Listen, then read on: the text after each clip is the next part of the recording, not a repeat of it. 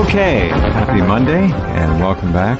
We have 4 more days until history changes, and who knows what's going to happen between now and Friday. The Russians aren't particularly certain. Story today, hopefully you read it. The Russian Foreign Ministry said, quote, Obama still has a few days left to destroy the world. And there is a good reason that Vladimir Putin and the Russian top political echelon has been avoiding the media following the onslaught of allegations thrown at the Kremlin. And Trump, as AP writes, careful not to hurt chances for a thaw in U.S.-Russian relations. But here's the big deal.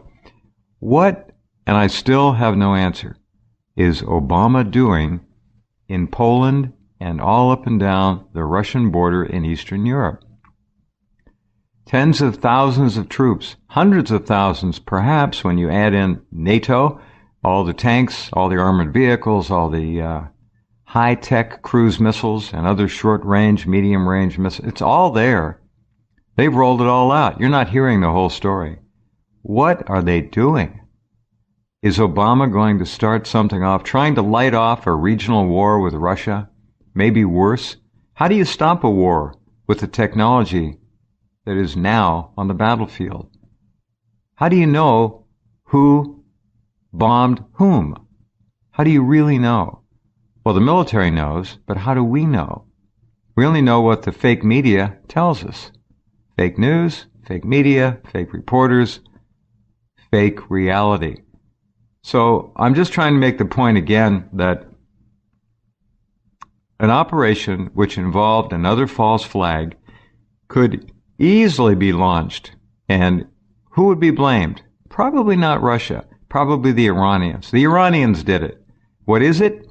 Could be a dirty bomb. It could be a small nuke in some American town, city. We don't know. I'm just telling you, anything is possible. I'm not being alarmist. I think I'm being pragmatic and realistic. We know that Obama has spent perhaps hundreds of millions of dollars sending American troops, working with others to align themselves all up and down the Russian border. Do you know that it is perfectly legal for Russia to take out all those forces? Under the United Nations Charter, and I've said this before, any nation has the legal right to destroy any military that is aligned, brought up to strength, or otherwise deployed along its borders. If they feel threatened, they have a right to remove that threat, a legal right under the United Nations. So the Russians could take these people out if they want to, if they have to. If something got started, though, I'm telling you, it would escalate in a matter of moments, and then we're off and running to who knows where. I don't know that it's going to happen. Nobody knows. Nobody knows what's really being planned, but it's not good. First up tonight, our colleague and friend, Mr. Texe Mars. Welcome to 2017, Texe. How are you? Hey, great, Jeff. What an introduction. It's great to be with you, by the way. Thank you. Nice to hear your voice. It's a great new year. Yeah, great new year. Yeah. Well, we're 4 days away. 4 days. Yeah, we are, and, it's exciting to be this close. And with Obama doing everything he's doing to sabotage everything from the inauguration, and we have all of these I don't know whether they're George Soros paid for agents of destruction, and of course we have pretty all these good crazies. guess. Pretty good guess, Texe. Yeah, we do. We have all these crazies, from Hollywood and all that. This is a strange thing. I really wonder, and I'm not trying to frighten or anything at all, but I'm wondering if we're going to have Trump as president at all, for sure. I just tried to make that point. We don't know what's going to happen between now and Friday. We don't know. No, we really don't. There might be an assassination. Who knows? We hear that the Department, the D.C., the Washington, D.C. area general in charge of the National Guard has been fired. That's right. It basically fired the moment Trump takes his inauguration to the point of the swearing-in ceremony. That guy is being relieved at that moment when the guard changes officially and formally. This seems to be not only unnecessary, but pretty damn weird. Why would they do that? This came from the Pentagon, but who told the Pentagon to do it? Why not leave the guy in there for a week and then have an orderly transition? I don't get it. Well, unless something is going to happen in the D.C. area. Exactly. At the inauguration. And then, of course, he's not there anymore. He's gone. Who are they going to, who is his second in command? Who's going to take over then? Could it be? Well, I'm sure they have somebody, but we don't know who. That's not being talked about. It's just another very strange thing. And if we want to be paranoid, Texe, it's another sign that something has been planned. And I don't like to think like that. But something ugly, something weird, something bizarre. Don't know. That's true. And of course, here we have Brennan shooting his mouth off. I mean, the head of the CIA doesn't go on some TV news program and shoot his mouth off like this guy did.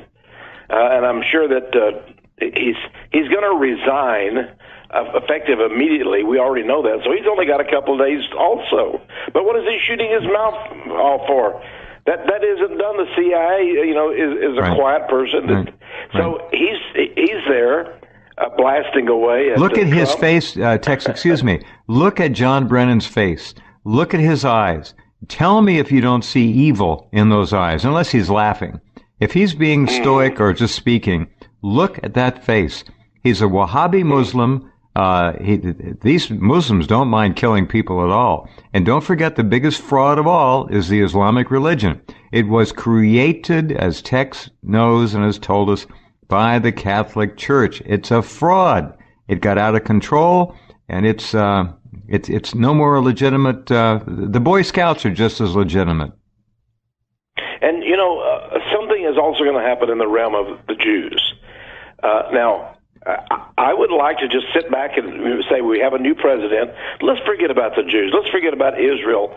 I mean, what harm could they do? I mean, in the whole world, there are only about 15 to 18 million Jews. Right. And we have more people in the state of Texas than exist Jews in the entire world. So what are we concerned about here? Now, I realize that our president-elect, Donald Trump, has seemingly sided with the Jews. His own son-in-law, Jared Kushner, is Jewish, is going to be the senior advisor in the White House to Trump. His daughter is married to Kushner. Of course, his daughter converted to Orthodox Judaism. Orthodox. And where were they on election eve? They went to, we talked about this, they went to Rabbi Schneerson's grave and prayed. This is, I can't imagine how Donald Trump feels. There you go. So, but supposedly, Trump is backing Israel now. He has said, he wants the capital to change, of course, from Tel Aviv to the old holy city of Jerusalem. And of course, that's made Netanyahu extremely happy. It seems the Jews are just a little bit leery of Trump. They can't quite figure him out. But right now, they're almost deliriously happy because they thought in his early speeches this last year, they thought he was going to oppose them. Now, I don't know what he's going to do. It's going to be interesting to see. I do believe something big is going to happen in Judaism and in Israel this year. Good point. And of course, right at this moment, while you and I are talking, Jeff, the Jews are at their very height. They just went in and bombed Damascus, the capital of Syria. Right. They're the Russians and the Syrians, Assad, managed with great bloodshed and great suffering to overcome ISIS and Al-Qaeda, which was supported, of course, by the United States. So they've overcome that through Russia's help, Syria, and suddenly here comes the Israelis and bomb the airport of the capital of Syria, and Syria says we're going to get revenge. You're not going to get away with this. Well, what's going to happen there? That could start a world war. And of course, right now they have stolen all this land. And we can go back to 1948 and systematic theft of the land of the Palestinians, and they place their own settlers. That's sort of like, I don't know, let's just take the Midwest, up there, and Illinois or maybe Michigan, and say the Japanese come in one day and, start stealing the land. Just take the people and kill them and say, your land is our land. Well, I think the people would rise up against the Japanese. You mean kind of like the Muslims are doing in Germany and Europe? And where is the rising up of the European people? Where is their soul? Where is their identity? Where is their strength of character?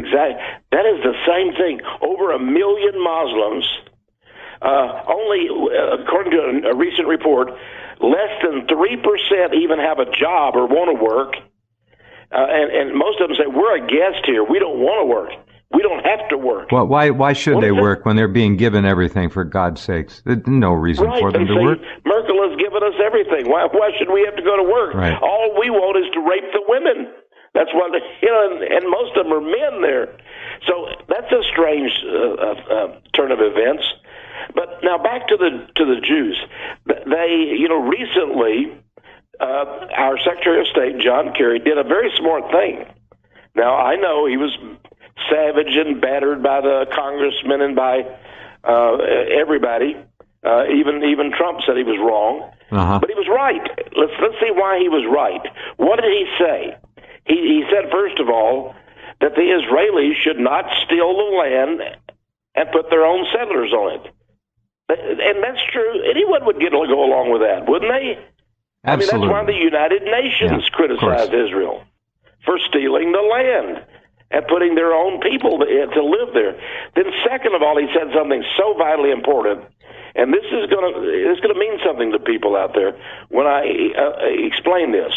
What he said was that the Jews in Israel claim to be a democratic state.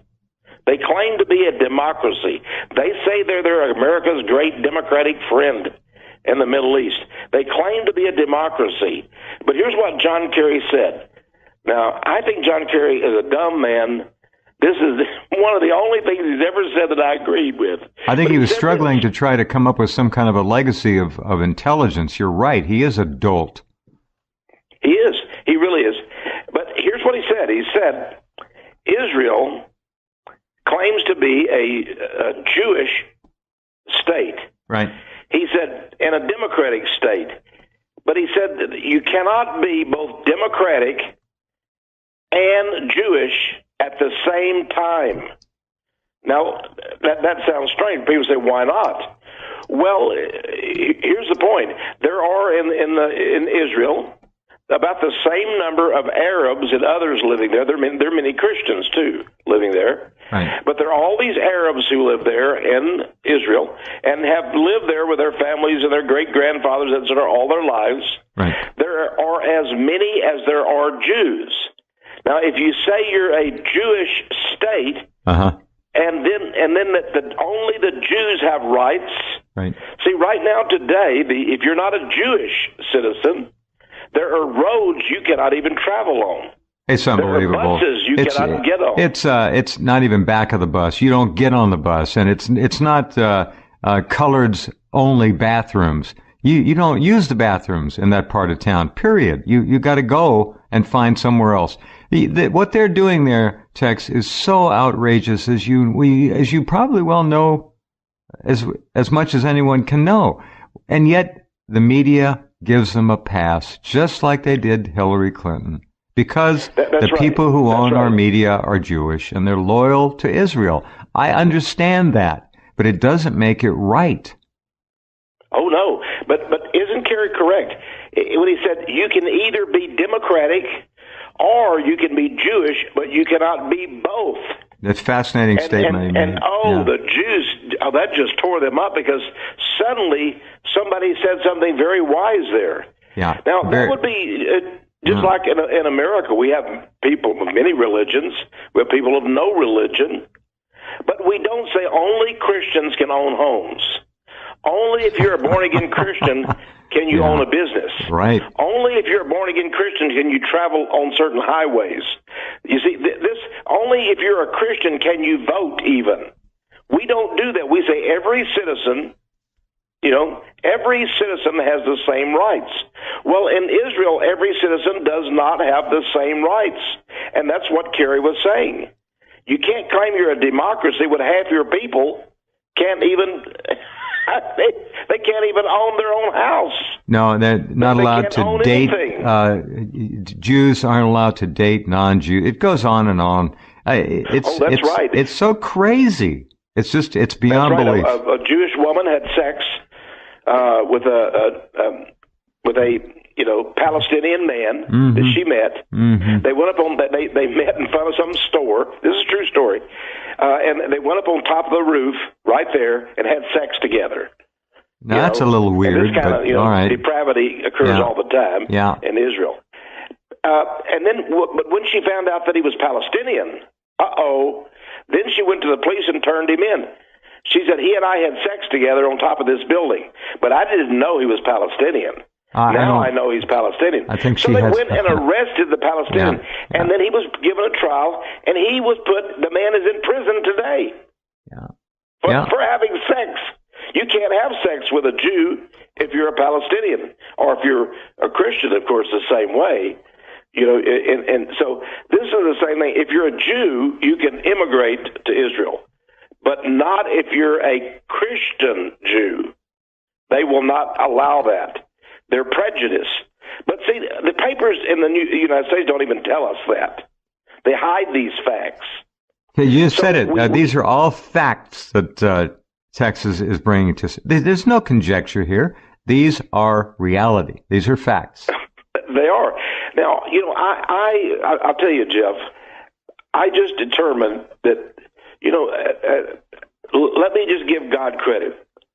I wanted to know what Judaism really is. Now, I have friends, and you have friends like Michael Hoffman. Mm-hmm. He's written over 1,000-page book on Judaism. Yeah. But I read that entire book, but something was, not quite there. And it wasn't his purpose. He has a great purpose in his book. It's a wonderful book that we offer his book through our ministry. But I've gone to all the Christian bookstores. I went to all the religious bookstores. And I wanted to find out, do you have a book that will explain Judaism? And guess what? You cannot find, you can find books about Judaism in Christian bookstores. They'll tell you all about it. How wonderful a religion it is. They believe in God. Mm-hmm. They believe in the Old Testament. But I discovered by going to the rabbis themselves, I went to the rabbis themselves and I asked, what do you believe? And they said, well, here's our books. So they gave me all of their books. These are books that are not available to Christians. These are books that passed from the guy that's head of the First Baptist Church to the guy that's let's just put it this way: there's no ministers in America that know this.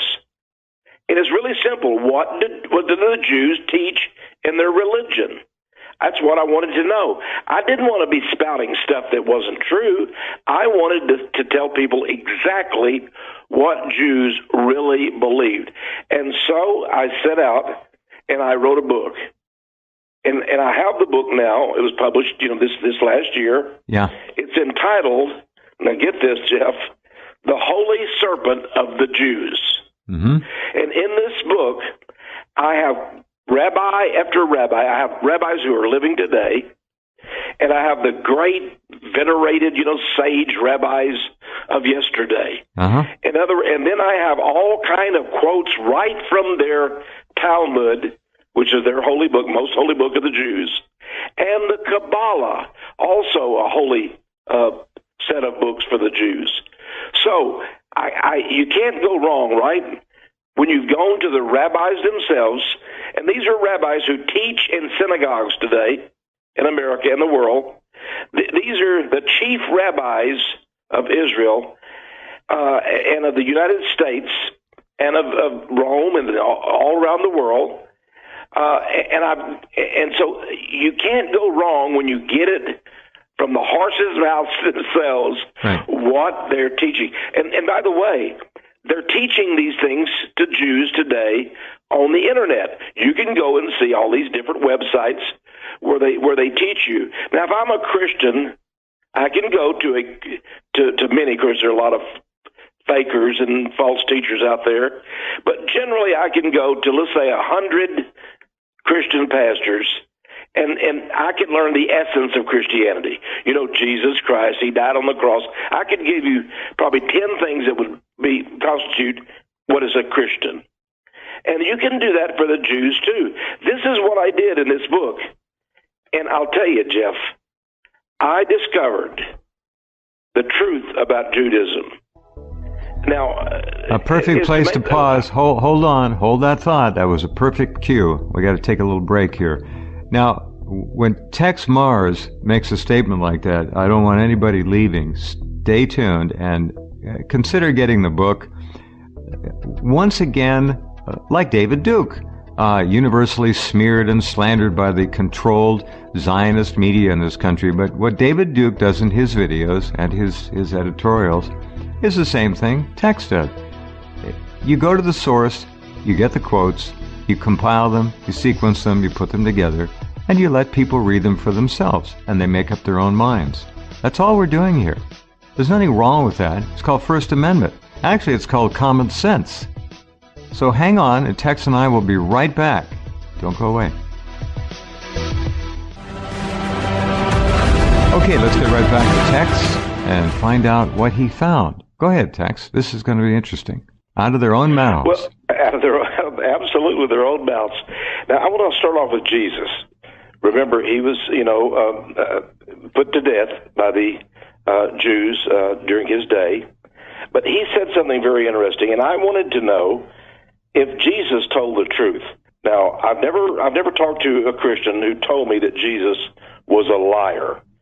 And I don't believe he lied either, but I believe he told the truth. Here's what he said, and so your audience can ask themselves, was Jesus a truth teller or was he a liar? Because here's what he told the Jews to their faces. This is in Matthew 23. He said, "You serpents," now he's speaking to the Jews, "you serpents, you generation," that's race, "of vipers, how can you escape the damnation of hell?" Wow. Now, I'll tell you, if he'd have told me that, I would have melted. I mean, imagine. Yeah. But they didn't. They put him to death. They got angry, and they put him to death. So we start with Jesus Christ. But let's not take Jesus, because after all, he is a bastard. That's what the Jews say in their Talmud, that Jesus is a bastard. He's a liar. They say a lot worse than that. Yeah. He's a horrible person. His mother is a whore. All those things. So let's just go to the people they venerate the most, their own rabbis. What do they say? Well, they say that the Jews are a race of serpents. Wow. Well, isn't that what Jesus said? The rabbis also say that their Messiah is a serpent, and his name is Leviathan. Now, they say that this serpent is actually the Jewish people. They say we are actually our own Messiah.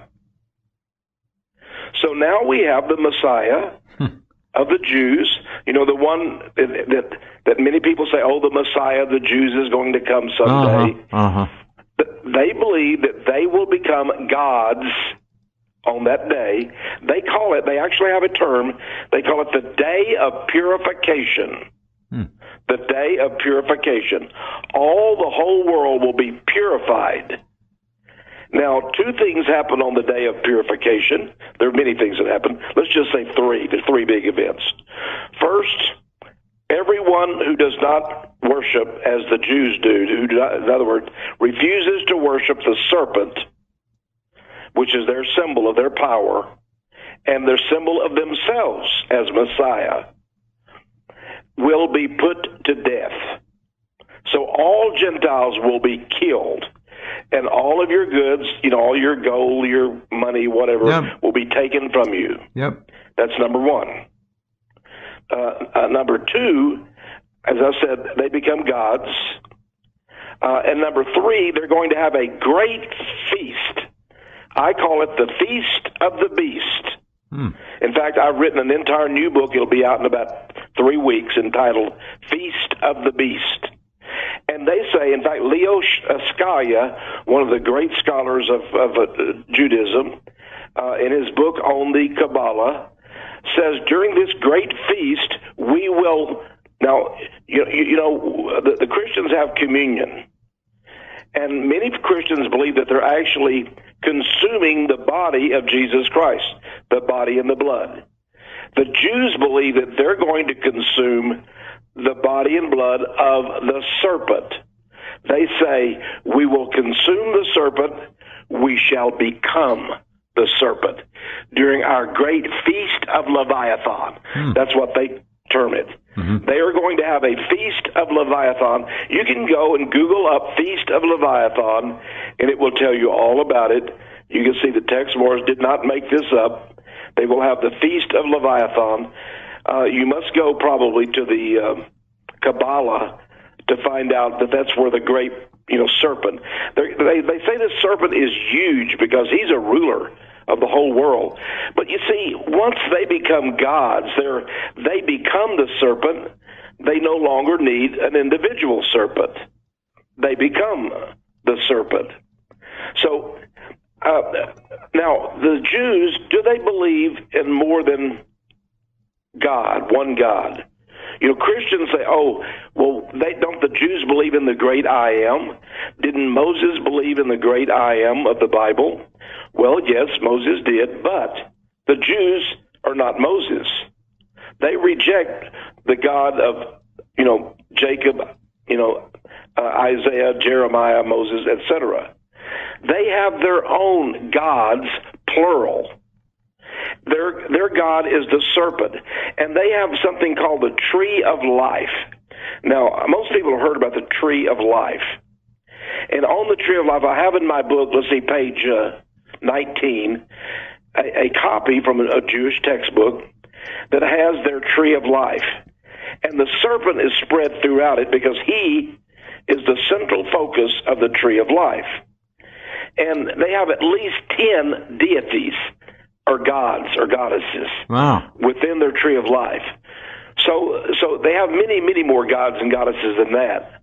But they have no God that they can pray to. Remember, if you worship no the central serpent, deity. They've got a whole bus full. That's right. They got a whole bus full. And they're goddesses too. They actually have sex in their minds with their goddesses. For example, if I'm a Jew, I can bow down and pray to the goddess Malkuth.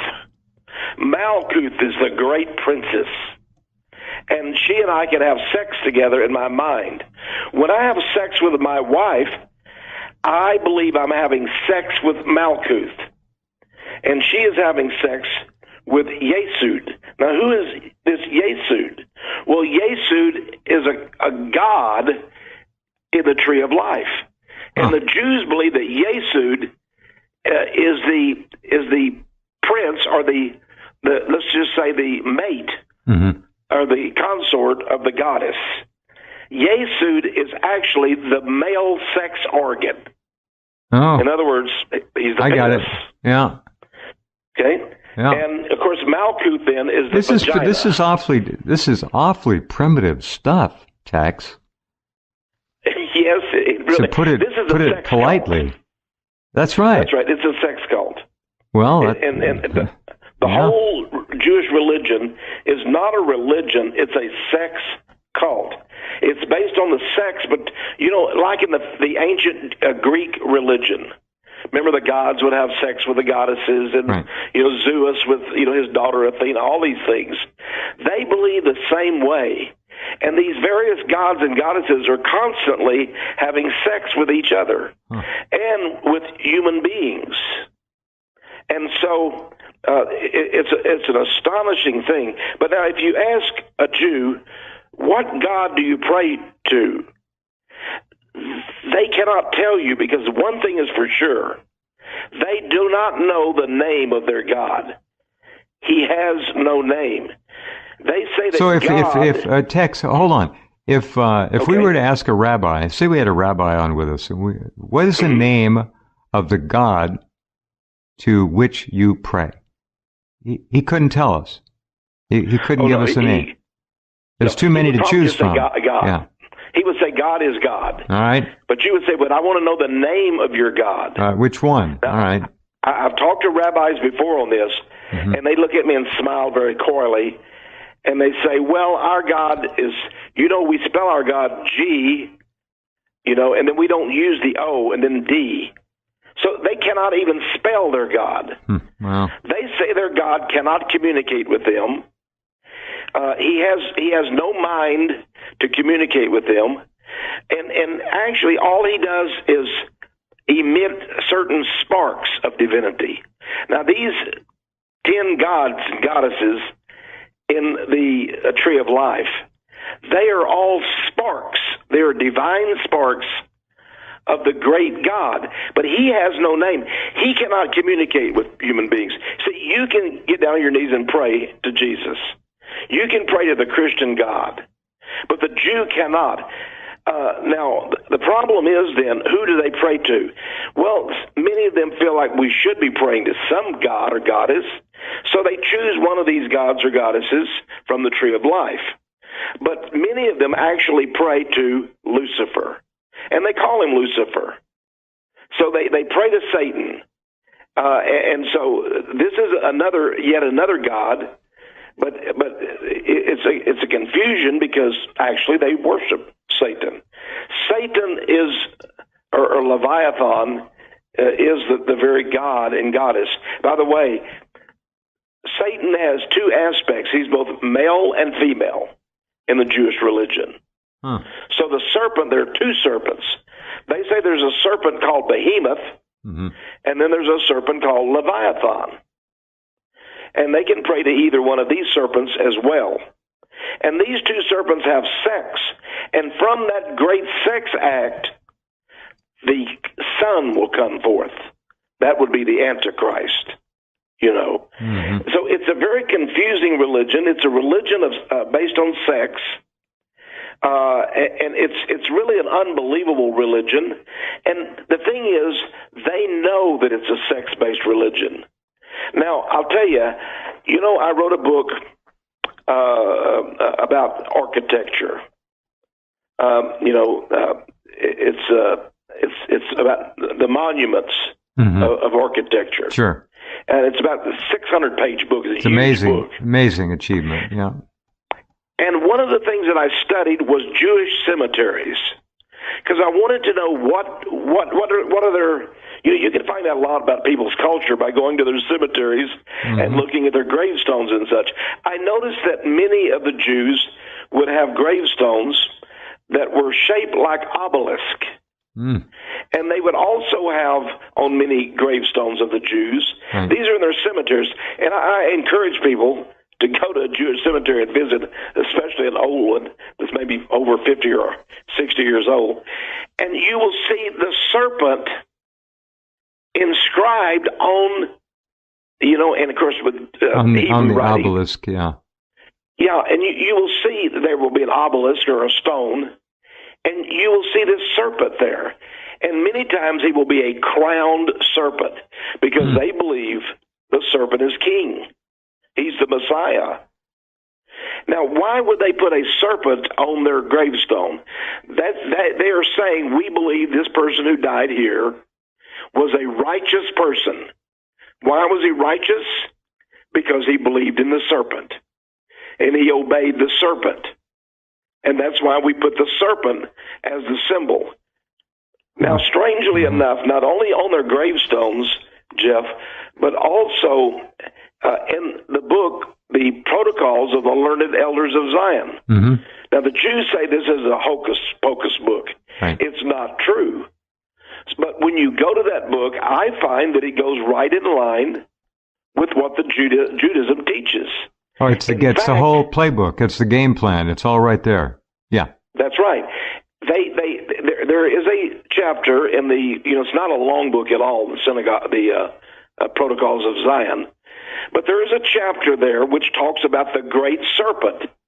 They say our symbolical serpent will slowly traverse the earth, conquering nation by nation, until he has every nation on earth in his mouth. Now, this is the Ouroboros. Now, you've seen this occult symbol of the serpent, the round serpent, and he's biting his own tail. Right. He has it within his mouth. Right.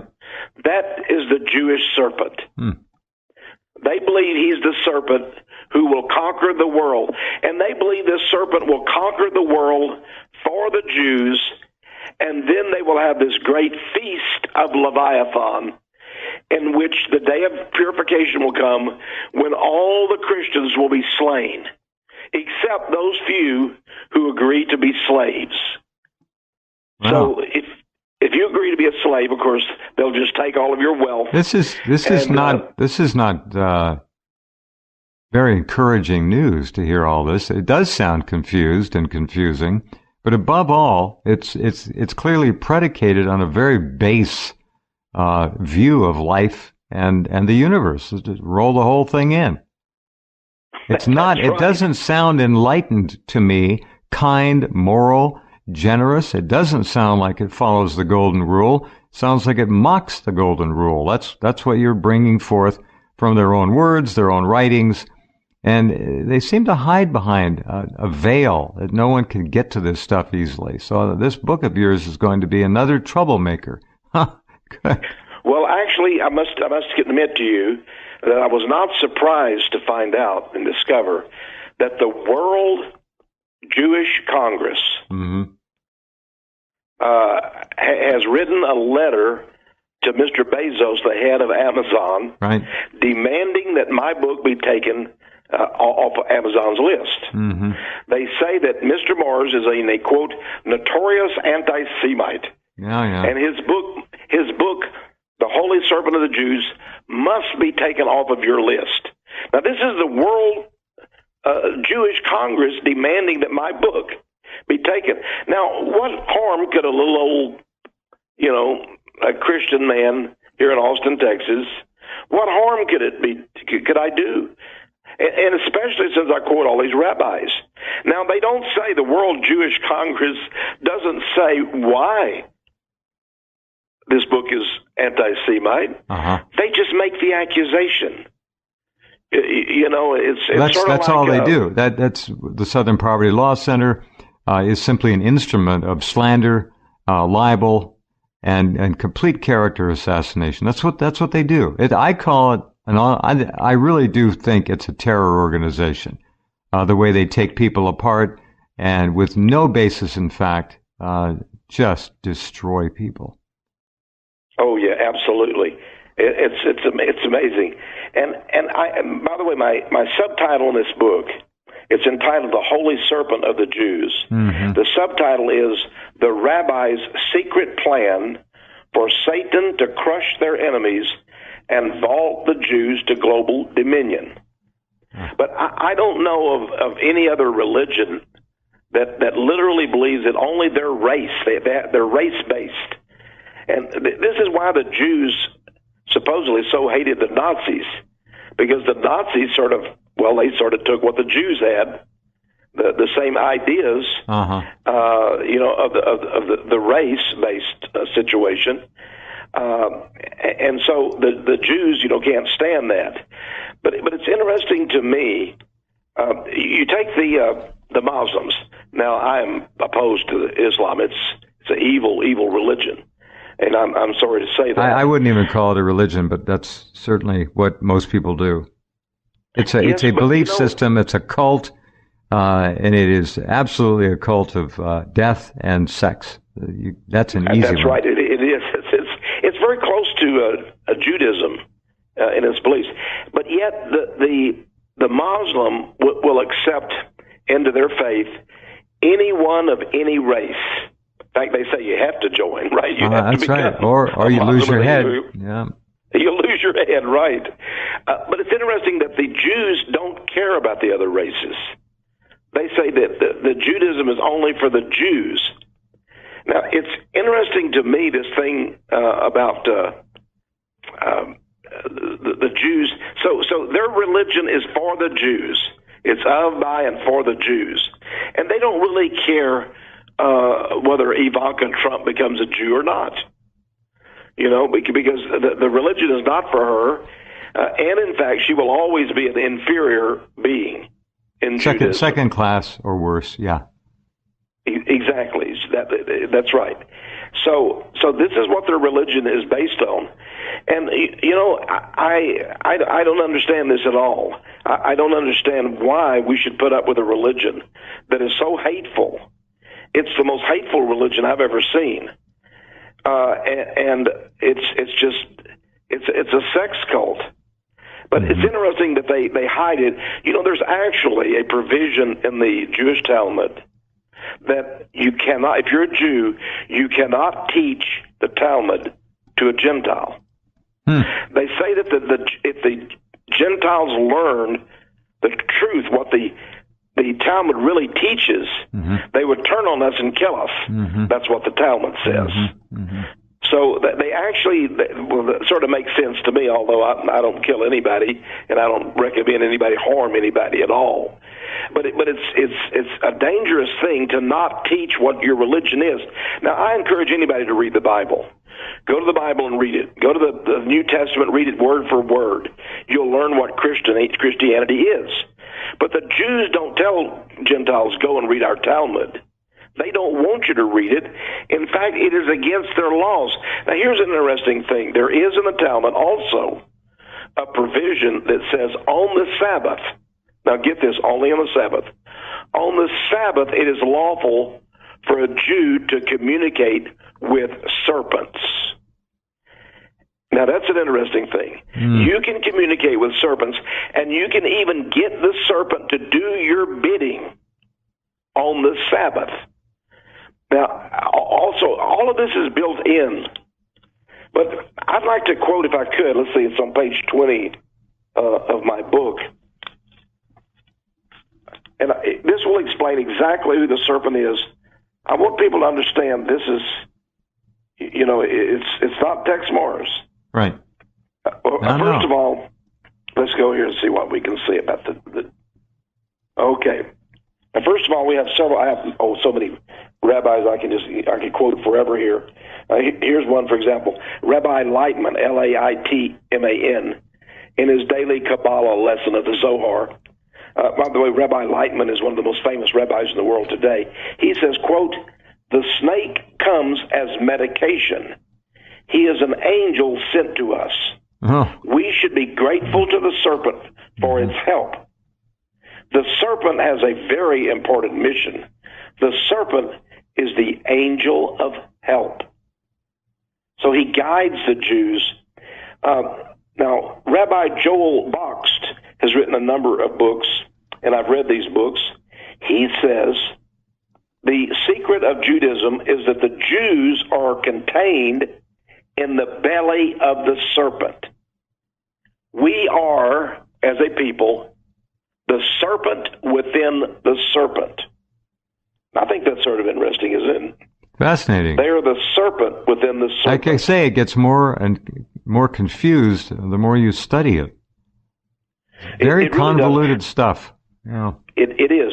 They also say that the letter Vav, V-A-V, was a Hebrew letter. You know, they believe that all the letters of the Hebrew alphabet are holy. And they're called, like numbers or gematria. But these numbers, the rabbis, study even the direction that certain letters point to and all that.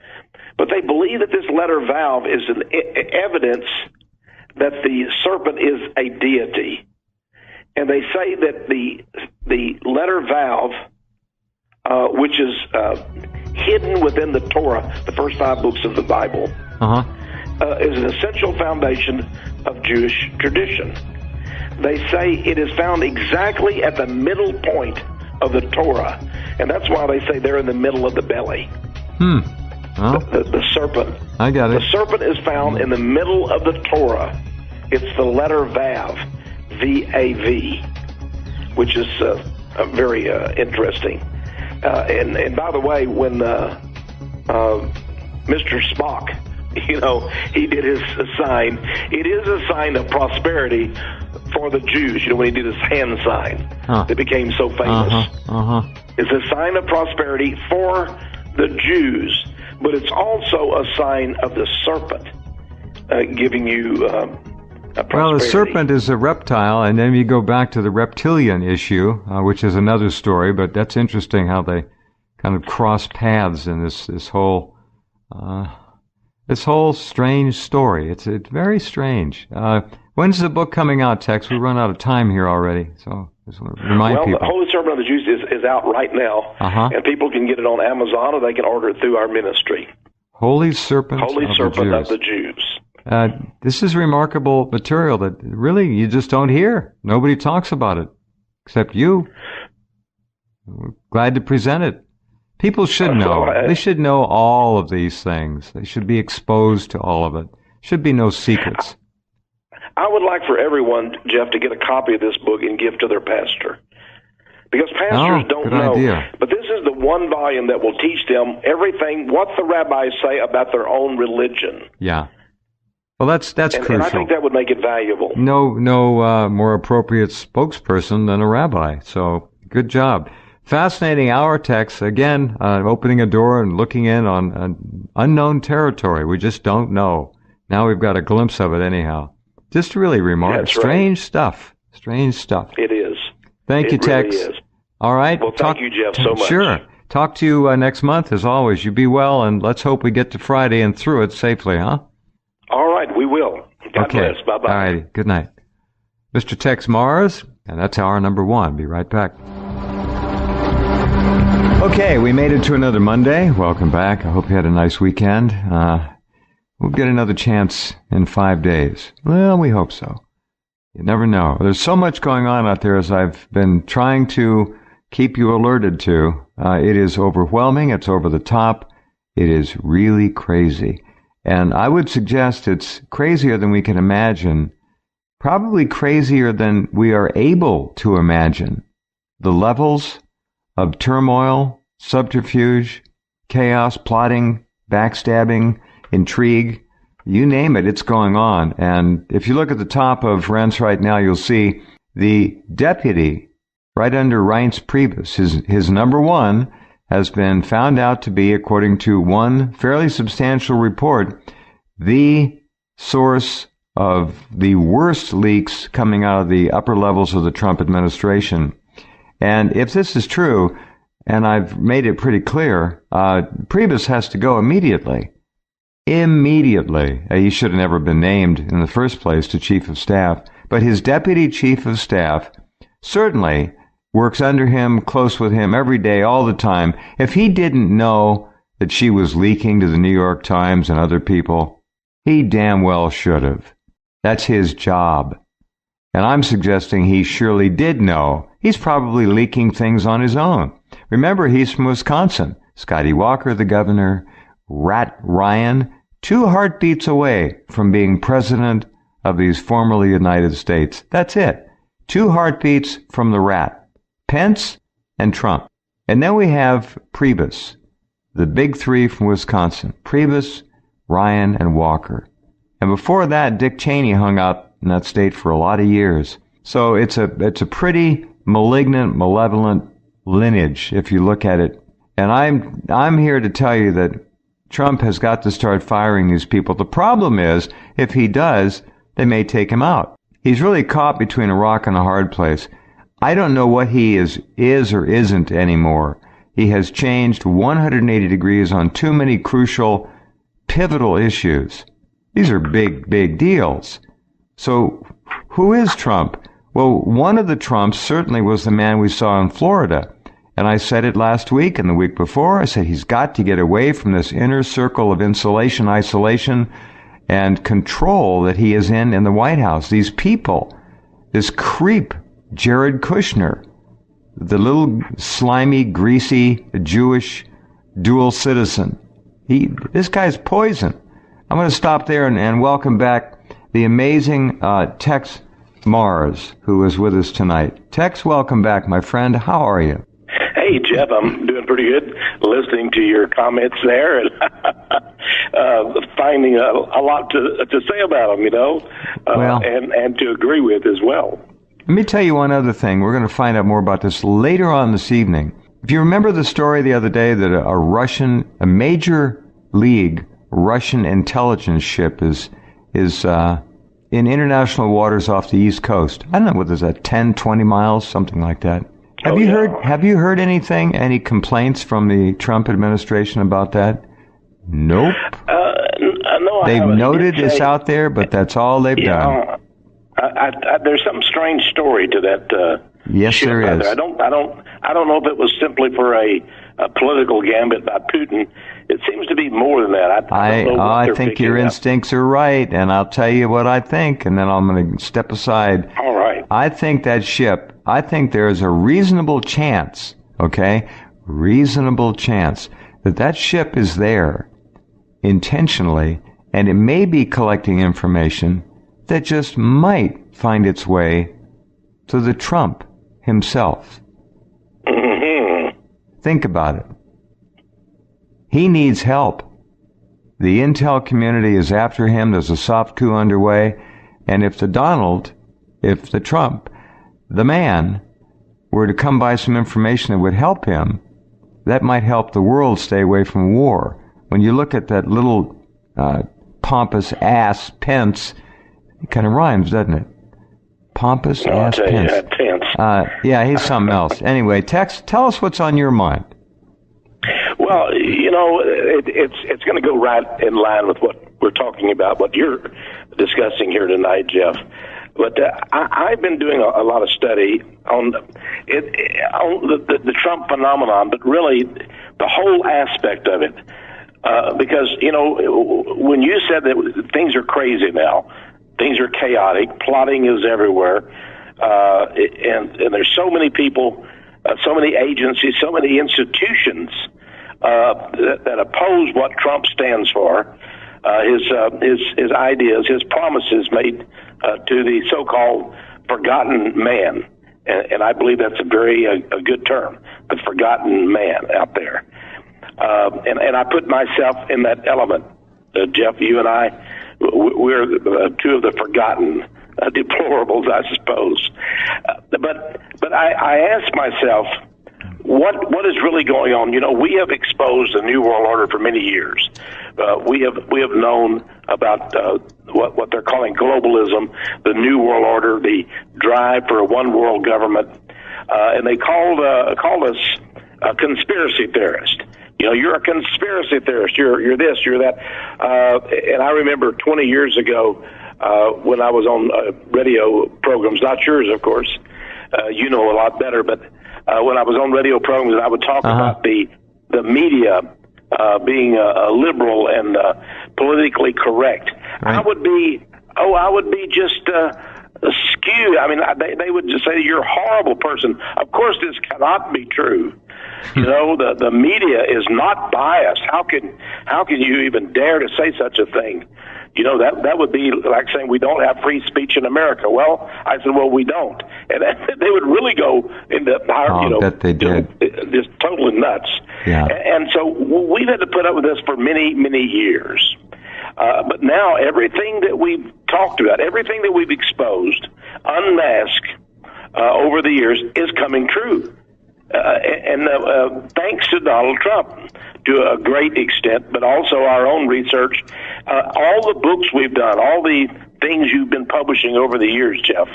Now we see that it's right in line with what's been going on. Of course, it has to be. We know what the media is. We know all of this. Oh, yeah. I've always known that a government, a world government, and that is their goal. And the thing, the reason they're so insane, the reason why these people, and I'll be glad to say who those people are as we go on, but the reason they're so insane and so nuts and they're going wild now. And now they're throwing all kind of accusations untrue with fake news and so forth at Trump. They're desperate to get rid of this guy in some way to try to stop the approach of what's really happening. They can't stand us, and now they know that we're about to get the driver's seat from them. I mean, there's a real struggle here for the will. That a car is, careening toward the cliff. It's fixing to over. And we're fighting for that will. And this is what is going on. But I thought about it, and I said, any new world order needs three main legs, you might say. Three main posts. It needs economic, of course, religious, and political. Economic, religious, and political. This is the tripod by which a government will take us over. Now, of course, there is cultural, social, but the cultural really depends on the economic, the religious, and the political. But let's just take that economic, religious, and political. And all three areas, all three legs, Donald Trump and what he has said. Now, not necessarily what he will do, but what he has said and what he's already doing in his first month in office threatens the establishment, terribly so. I mean, this is like nothing they've ever seen, and it's all occurred in the last year, and they can't believe it. They can't believe that suddenly conspiracy theory has come alive. Now it's conspiracy science. Yes, it is. So this is what I call populism versus globalism. We're populist. Why? Because we're for the common man. We're for the everyday person. We're for Joe out there, Joe and Sally, so to speak. Yeah. We're for local government. We're for freedom. We're for independence. We're for a person doing whatever, they want to do as long as they don't harm another person. We really believe that. That's populism.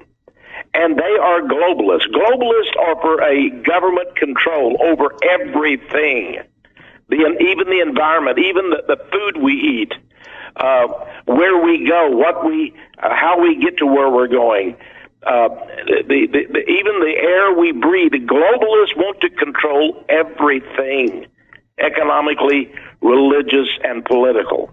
Now, all of these areas, economic, political, religious, have been controlled by the establishment, and they have been making such headway.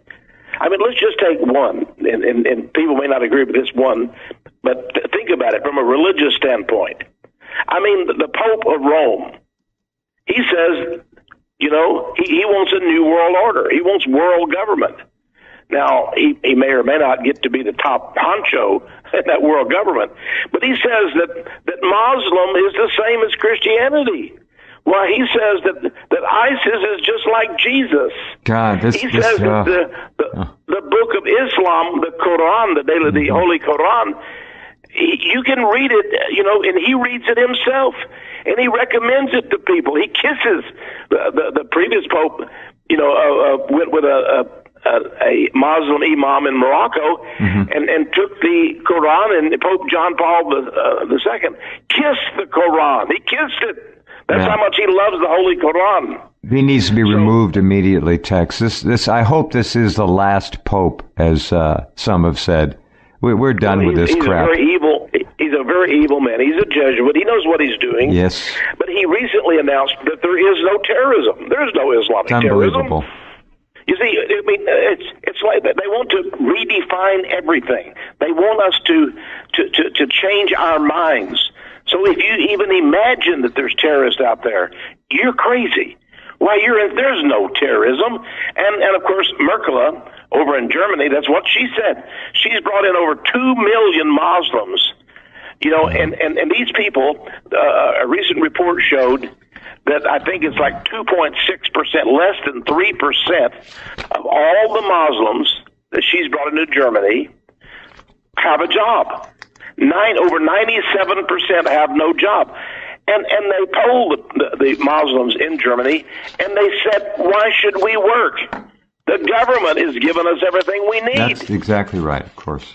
Housing, a stipend, money to live on. They're giving us utilities, food, phones. They get everything. Transportation. Yep. They don't want to work. They don't apply for jobs. They're just worthless bums. I mean, but this is the kind of people they were when they were back in Syria or Iraq or wherever they came from, Somalia, Nigeria, and that's what they're going. They don't change overnight, of course. They don't change at all. And so that's what we have also in America with all of these incredible people from the Middle East. But the fact is that Merkel says there is no terrorism. That was in the paper this week.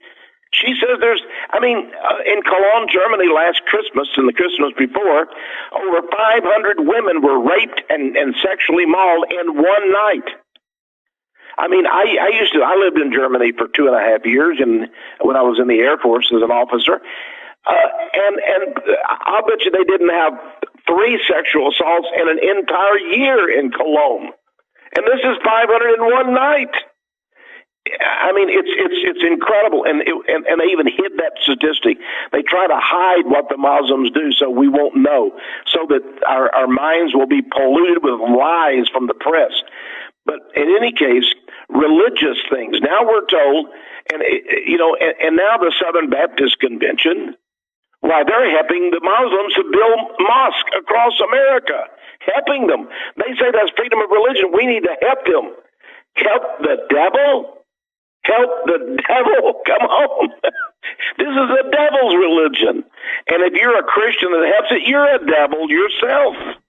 So this is what we have in the Southern Baptist field. Is there some kind of a Christian suicidal ethic that I don't know about that is sneaking in here and pushing Christians to help their own executioners? I don't get it, Texe.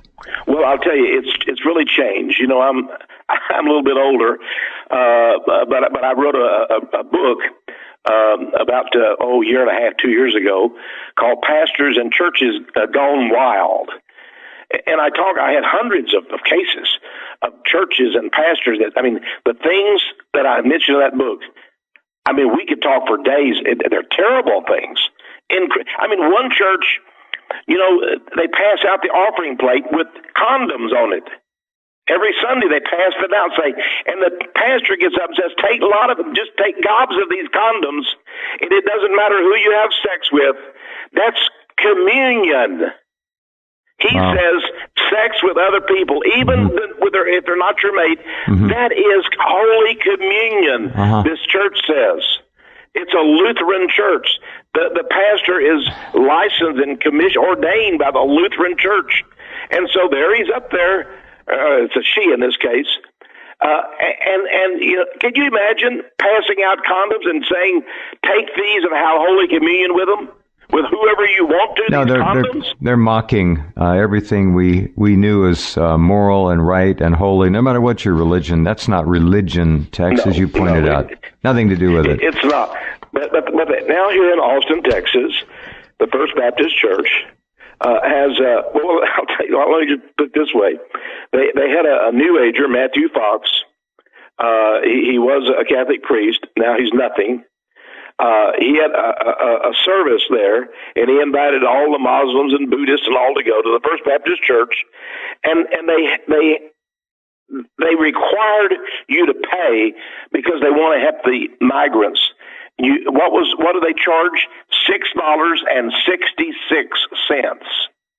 They were mocking God. You got to be kidding! This is a Baptist church. Yeah, this is the First Baptist Church. This is unbelievable. First Baptist. It's one of the most beautiful buildings in Austin, Texas.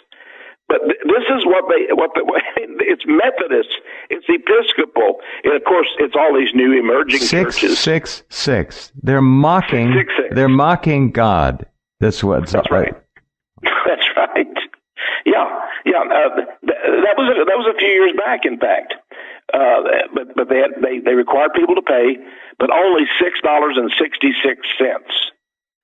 They're mocking God, and they love it. They love to do it, of course, but it doesn't matter. I'm not trying to pick one denomination. It goes across all of them. Thank you for listening to the Urban Odyssey podcast.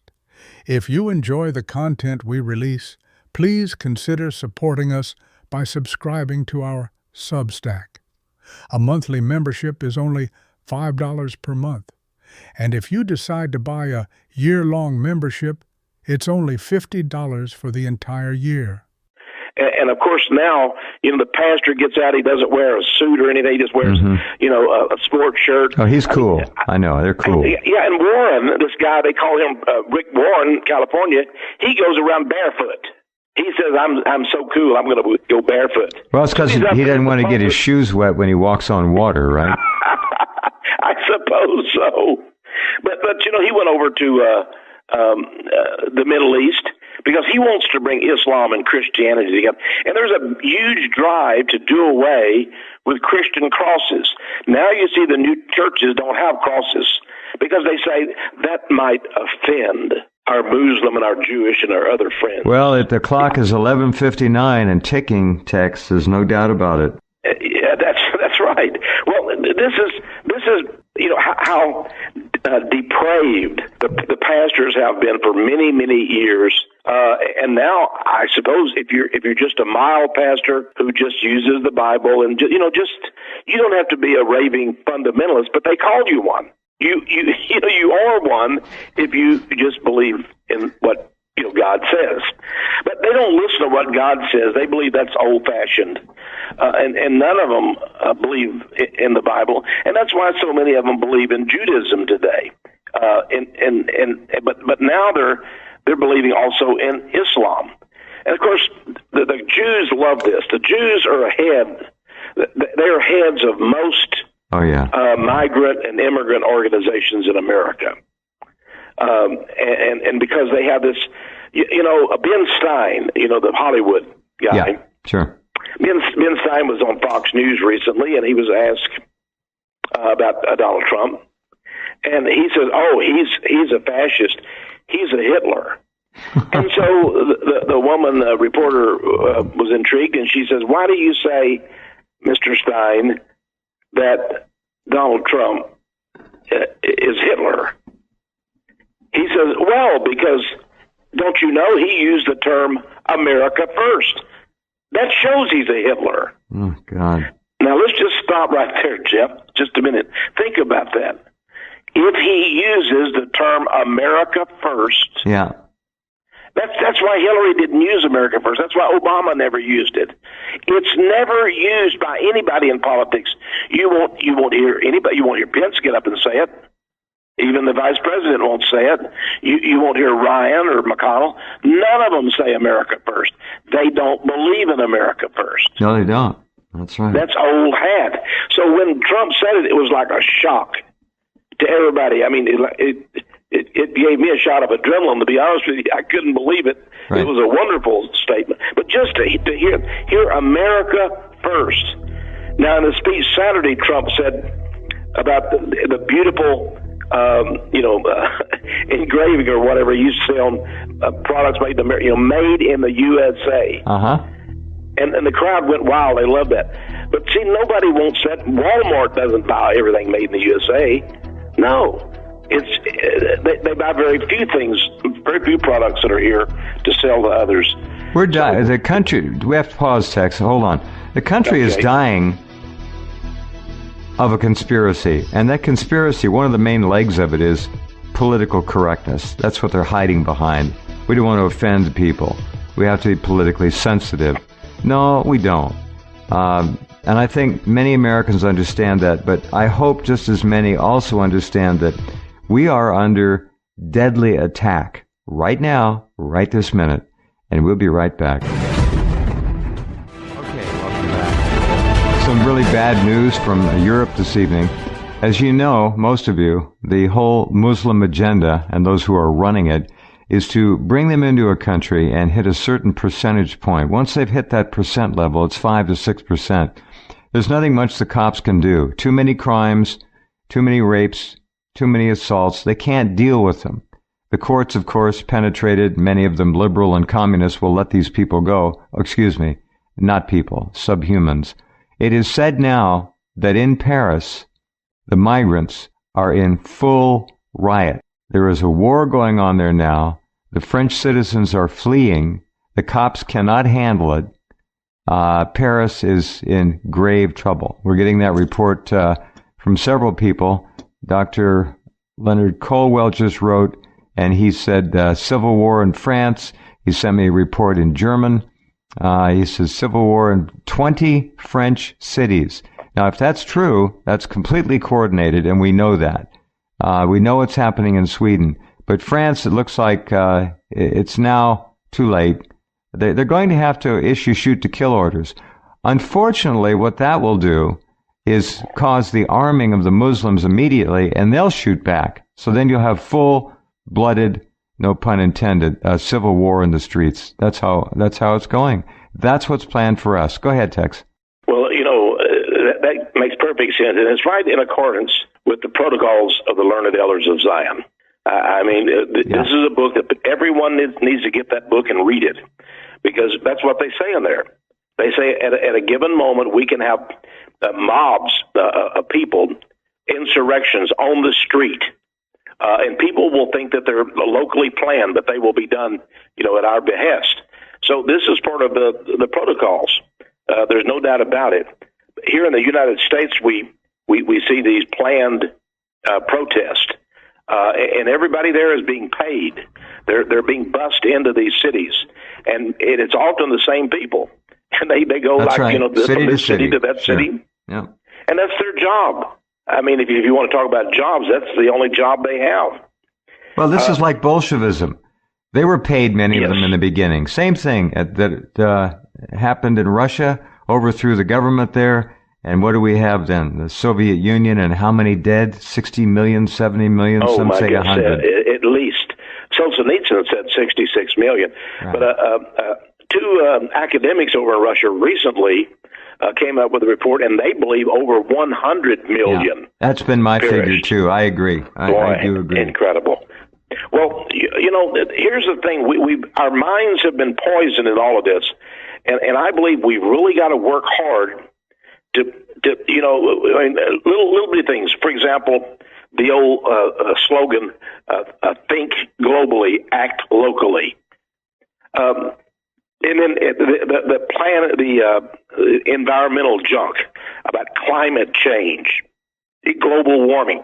All these things are just new world order points. They're all devices. lies. They're all devices. They're lies. Sure, they are indeed, and our schools have been poisoned from the smallest kids all the way up. We've already seen these colleges. I mean, they've just gone wacko, and 99% of all the professors are all a bunch of liberal crazies. Yeah, I mean, and the conservative kids have no chance whatsoever. No, I mean, they're attacked. They're shouted down. America first. They're being ejected from classrooms. We're not hearing about all this.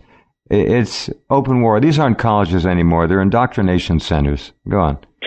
They are, and when I heard that the judge that ruled against Trump.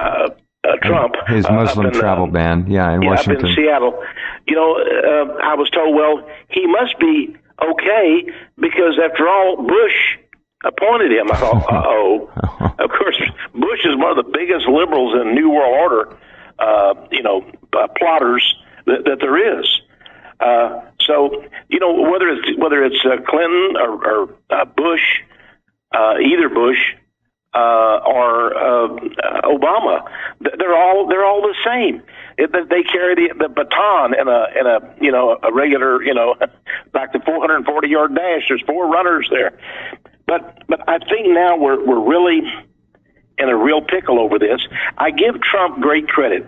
You mentioned that he seems to have changed, and maybe so, but he's under great pressure. Oh, constant. And he doesn't. Sure. He probably knows a lot of people, but he doesn't. Government is complex and requiring. Of course, they're requiring more now. They want these people to be.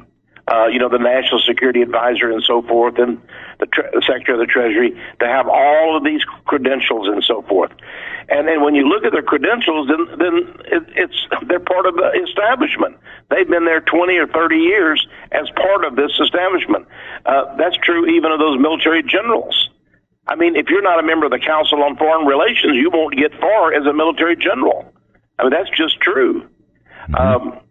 I remember, I was a lower ranking guy, and we used to talk about whether this general really deserved to be a general, or did he have favorites behind the scenes? That's what we used to talk about in the Air Force.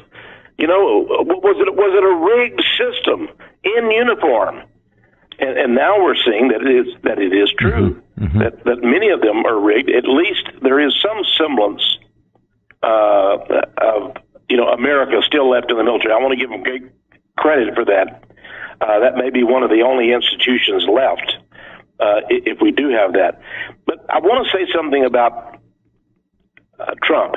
He is under siege now by what we call the shadow government, or the deep government. Deep state. You got it. The deep state. This is, the intelligence agencies and so forth. And those agencies are full of Obamaites, of Clintonites, Bush, plotters, and traitors to America. Unless you replace, how many hundreds of thousands are there in the federal government? And we're hearing all the time about people refusing to do this. Some in the Border Patrol refuse to do what they should when they're arresting the Mexicans at the border. And of course, at the State Department, they're all a bunch of traitors too. So Trump really has a real problem. Even when you mentioned Jared Kushner, his son-in-law, what does he do there? He's got his daughter. He's married. She's married to Kushner. So is he going to turn against his daughter? Three Jewish grandkids with that daughter, and the son is married and has one or two Jewish grandkids. I can't remember which. So what's Trump going to do? They've got him. Yeah, this is much like Stalin. They loaded him up with, he had about 3 different wives, and they were all Jews, right, at various times. So they even have your wife to watch you. And I noticed it in the Clintons situation that Chelsea was married to a Jew. And by the way, he recently ripped people off by his hedge fund went bankrupt. Yep. But I'm sure that $25 or $30 billion is in some Jew's pocket. It didn't just get bankrupt. It didn't vanish. No, of course not. No, it didn't at all. Chelsea, she's still going to be living it up there. That's how they get in and they take over. And I do believe there's a chance that Jared Kushner was sent in to try to appropriate Ivanka Trump. And I think it's easily done with chemicals now. You can put something in somebody's drink and all of a sudden they're swooning over you. It's chemicals. It's not a joke. And I think they were only married October 2009. Remember that? Yeah. And then he got her to convert. Yeah, to Orthodox, the worst kind of Judaism. He's been involved with Schneerson kind up in New York. Rabbi Schneerson. He was the editor, I believe, of a very anti-Gentile newspaper. I can't remember the name of it, but he's got a long history of hating Gentiles. It's there. Well, Jared's dad, was a criminal. Went to prison actually for corruption in New Jersey.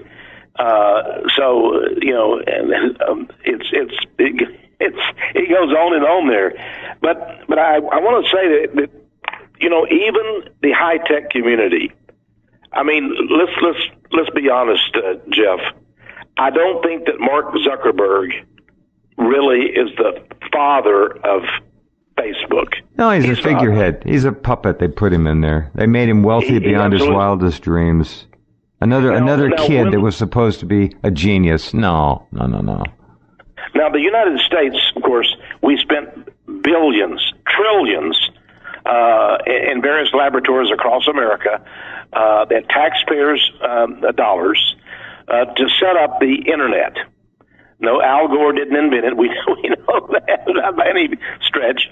But whether it's the internet or lasers or all of these modern things, and then they turned over all this technology to various Jews, so that we have, for example, Google, Facebook, Dell computers, there's Twitter, Intel, Amazon.com. All of these things are run by Jews. Has anybody out there ever wondered why is it that all the media, the ones that are plaguing and tormenting Trump so much, all of the media are run and owned by Jews? It's the Jews. It's the Ben Steins of this world who say Trump is a Hitler. Trump is a fascist. That's the media that's our enemy. And then, of course, in the high-tech area, the Google, Facebook, Amazon, all of these are run by Jews. And I think they're run by Jews who were given these positions. This is absolutely... Texe, your heads. Let me say one thing. There's no question that what you're saying is correct. It's just like Hollywood. It's a Jewish enterprise. Now high-tech. The digital age is a Jewish enterprise. They know where the power is, and they go for it. They promote their own from within, and they get placed, and they leverage, they buy, and they own. That's it. They control it. You're right. That's right. I remember, I can't remember the comedian, Steve, whatever. It doesn't matter his name, but he was at the Academy Awards. He was the host several years back. And he got up and he made a joke about the Jews. You can't go see a Jew if you wanted to see a Jew tonight because they're all here. They're in this stadium. They're all giving out the awards and taking the awards. Of course, they run the Academy Awards. They run all the movies. Right. And so Mark Zuckerberg, this genius, this boy genius supposedly, he just put out a 5,800 word essay promoting world government and the new world order. Sure. Now, isn't that wonderful? What a shock. And I suppose you can get it free just by writing to Facebook. Answer Mark Zuckerberg's essay, 5,800 words on why we need a new world order. But the point is that we're in a pitched battle between populism and globalism. Now, I'm not sure that the globalists have figured out a name for us. They tried to say white supremacist, but that didn't seem to work because, there are all these women out there that are, marching for Trump and so forth. So white supremacists didn't work. Then they call them white nationalists. But that doesn't seem to work either too much. Mm-hmm. But they do know it's white people. Mm-hmm. It's white people. They're the ones.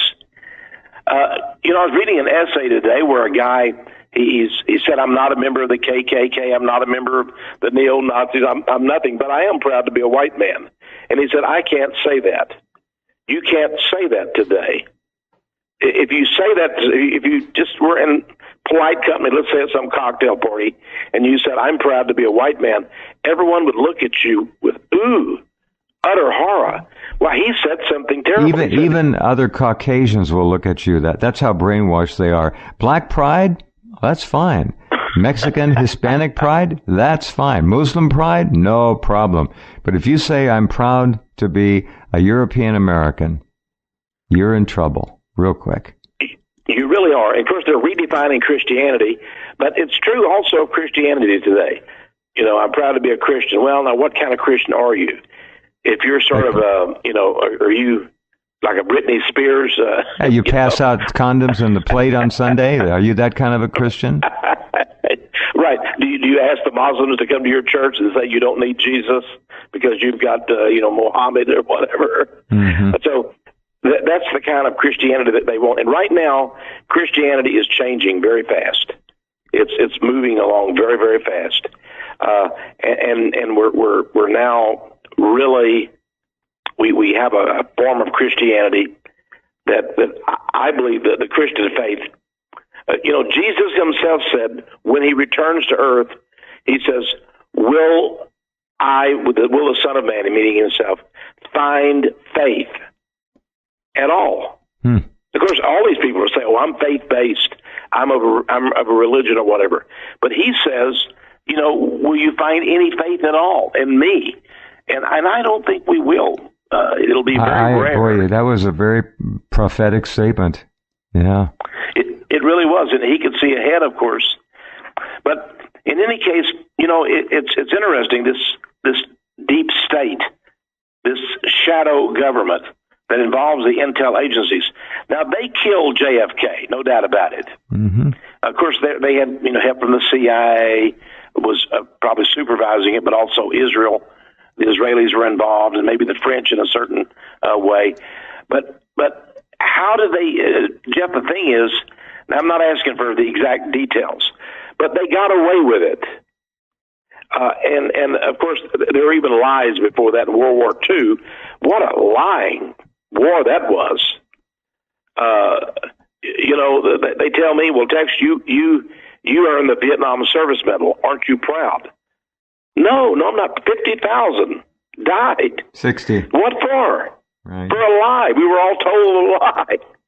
That's right. I'm as patriotic as the next guy, but 50,000 died? No, I'm not very proud of it at all.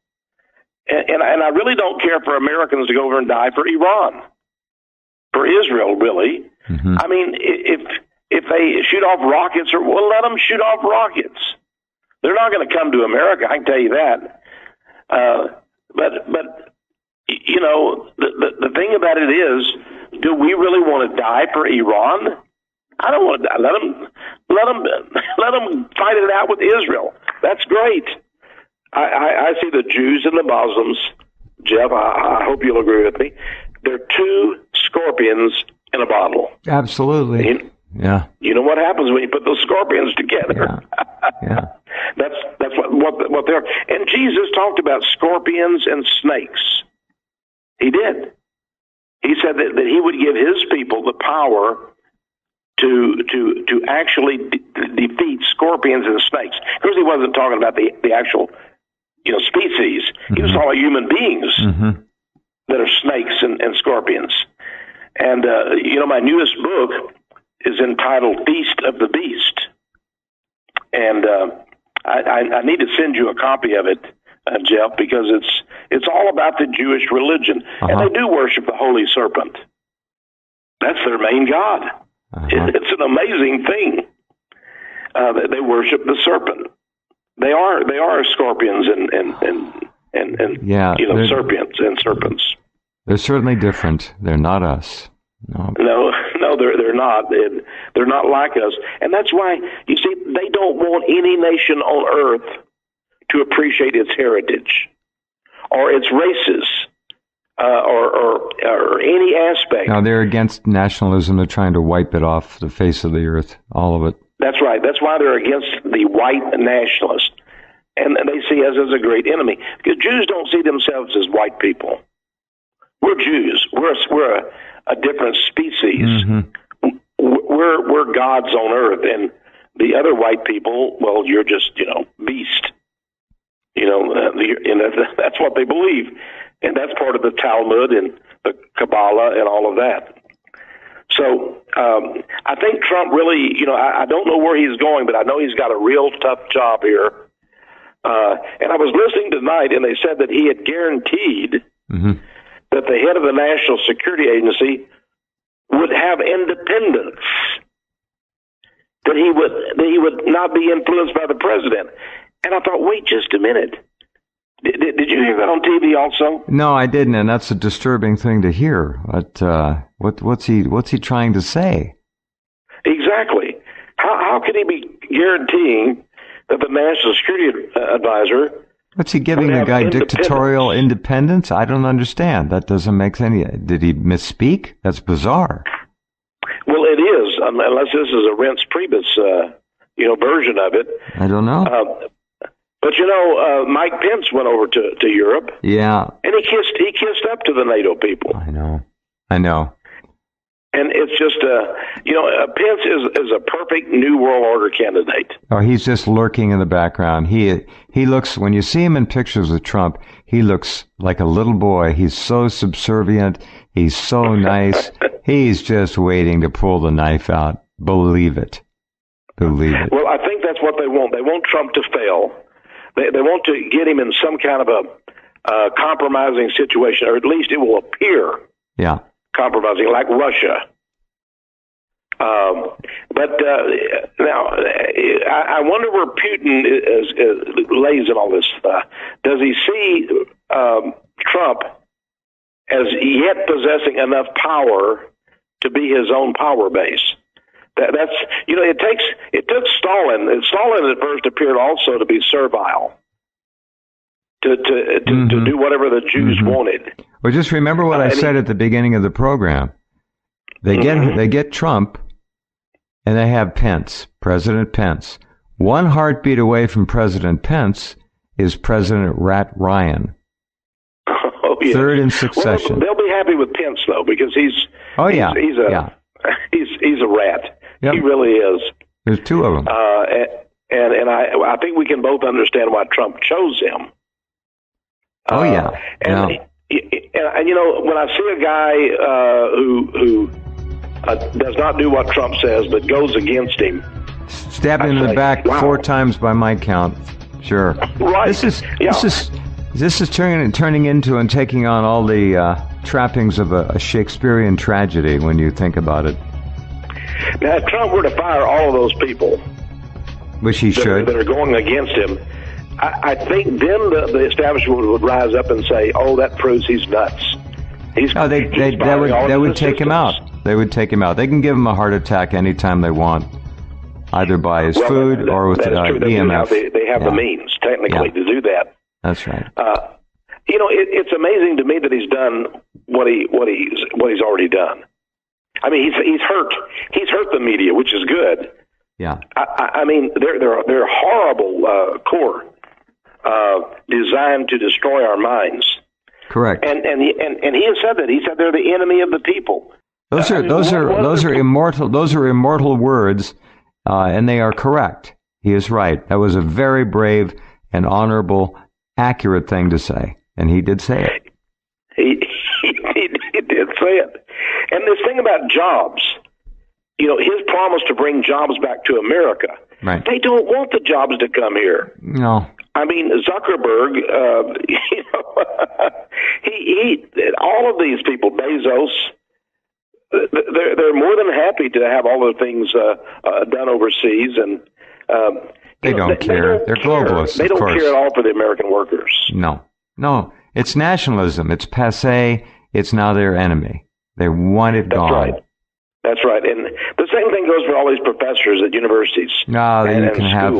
There are very few honorable ones left, I'm afraid. And those who keep their mouths shut out of fear are dishonorable as those who are speaking communism and socialism and putting in all of this curricula that will do nothing but breed social incompetence. But that's what they want. But their whole world has been toppled. I mean, it really has. I can see that. The 3 legs: the economic, the political, the religious. I mean, their world is being torn up. Hillary is sitting over on the sidelines, crying her eyes out, probably, cursing. I think now. She's working hard. I think Obama's working very hard. Oh, around the clock, you bet. I don't think they're crying. I think they're planning, plotting, scheming, and there are very, very serious things just ahead. Any day, anytime. We got to run Texe. I think you're probably right on that. And even the courts. Yeah. I mean, here Gorsuch, Neil Gorsuch was appointed, and he goes out and criticizes. Yeah, Trump. I know. He bit the hand that fed him. I couldn't believe that one. Didn't he? Yeah, we've got to wrap it up, Texe. Go ahead. Give me 20 seconds, and we'll say goodnight. Well, I think we ought to, we've got the will now. They're trying to take it from us. We're headed toward the cliff, and keep on course. I think we're still winning, and that's why they're absolutely going insane. And as long as they're going insane, hey, I'm having a good time. All right. Well, you keep it up. Thank you, my friend. Talk to you soon. All right? Be well, Texe. Thank you, Jeff. God bless you. Bye-bye. Thank you. Good night. Welcome back. Hour number 2 on this Monday as we jump into another week, and watch how fast it goes. It's amazing. Texe Mars is back tonight, a week earlier than his normal monthly visit, and we have some very important issues to talk about. And those issues revolve around the First Amendment of the United States Constitution. Oh, you there, Texe? Yes, I am, Jeff. Oh, okay, Glad to be good. with you. Yeah, I heard some noise there. I was worried that you weren't on the line. We're talking about the First Amendment here, ladies and gentlemen. And we're also talking about 1984, but beyond that, we're talking about censorship that is happening right now, right in this real world in real time. And it's getting to be very ugly, and it's getting to be something that we need to talk about. And Texe wanted to come on tonight, and I said, absolutely, let's get into this, because people don't know. They're not going to find out about this on CNN or MSNBC, for God's sakes. It'll be hushed up. So welcome back, friend, and tell us what's going on. What is happening right now is I've been banned by Amazon. Amazon, the world's largest book distributor, sent us an email this week and told us that one of my newest books, and I've written over, 63 books, I think now. Wow, congratulations, Texe. That's amazing. What an output. Well, I love to write. I write books that other people just don't want to touch. They're afraid of these things for fear of the Jews. Frankly, my last 4 or 5 books have been about the Jews in various aspects. And this is an area of research that is very rarely done, and I guess I have found out why. Because now this book, most of my books are bestsellers at Amazon. And so now let me tell you the title, because right away people are going to go, ooh, that title. Well, the cover is very fascinating too, the whole cover. The title is this banned book. Now think of it. Now they like to brag. I have quotes from Amazon where they said they do not ban books. They don't believe in that. They believe in a free market of ideas. Let the ideas stand or fall on their own. That's please, Mr. Bezos, the fifth richest man in the world. He's got billions. That's what he claims. Yeah. Now, this book is entitled Holy Serpent of the Jews. I got it in my right hand. It's right here. Okay. And the subtitle, as you can see, Jeff, is The Rabbi's Secret Plan for Satan to Crush Their Enemies and Vault the Jews to Global Dominion. Now, that's what I say. A person who buys this book, and it's only $20. It's over 200 pages. If they buy this book, that's what I will reveal to them inside it. Now, this is one of the most important books you've ever done, by the way. Thank you very much. And I really worked hard on this one, because I said to myself, I've never had a book banned. A lot of bookstores have, a lot of book chains, a lot of radio shows wouldn't have me on because of my books. But I've never been banned by Amazon, because, I tell the truth in these books. You can't deny it. And this book, I purposely designed it. I said to myself, Texe, this is going to be so incredible, so unbelievable, this expose of Judaism. I want to tell people what Judaism is really all about. And so I better go to the top rabbis in the world, dead and alive.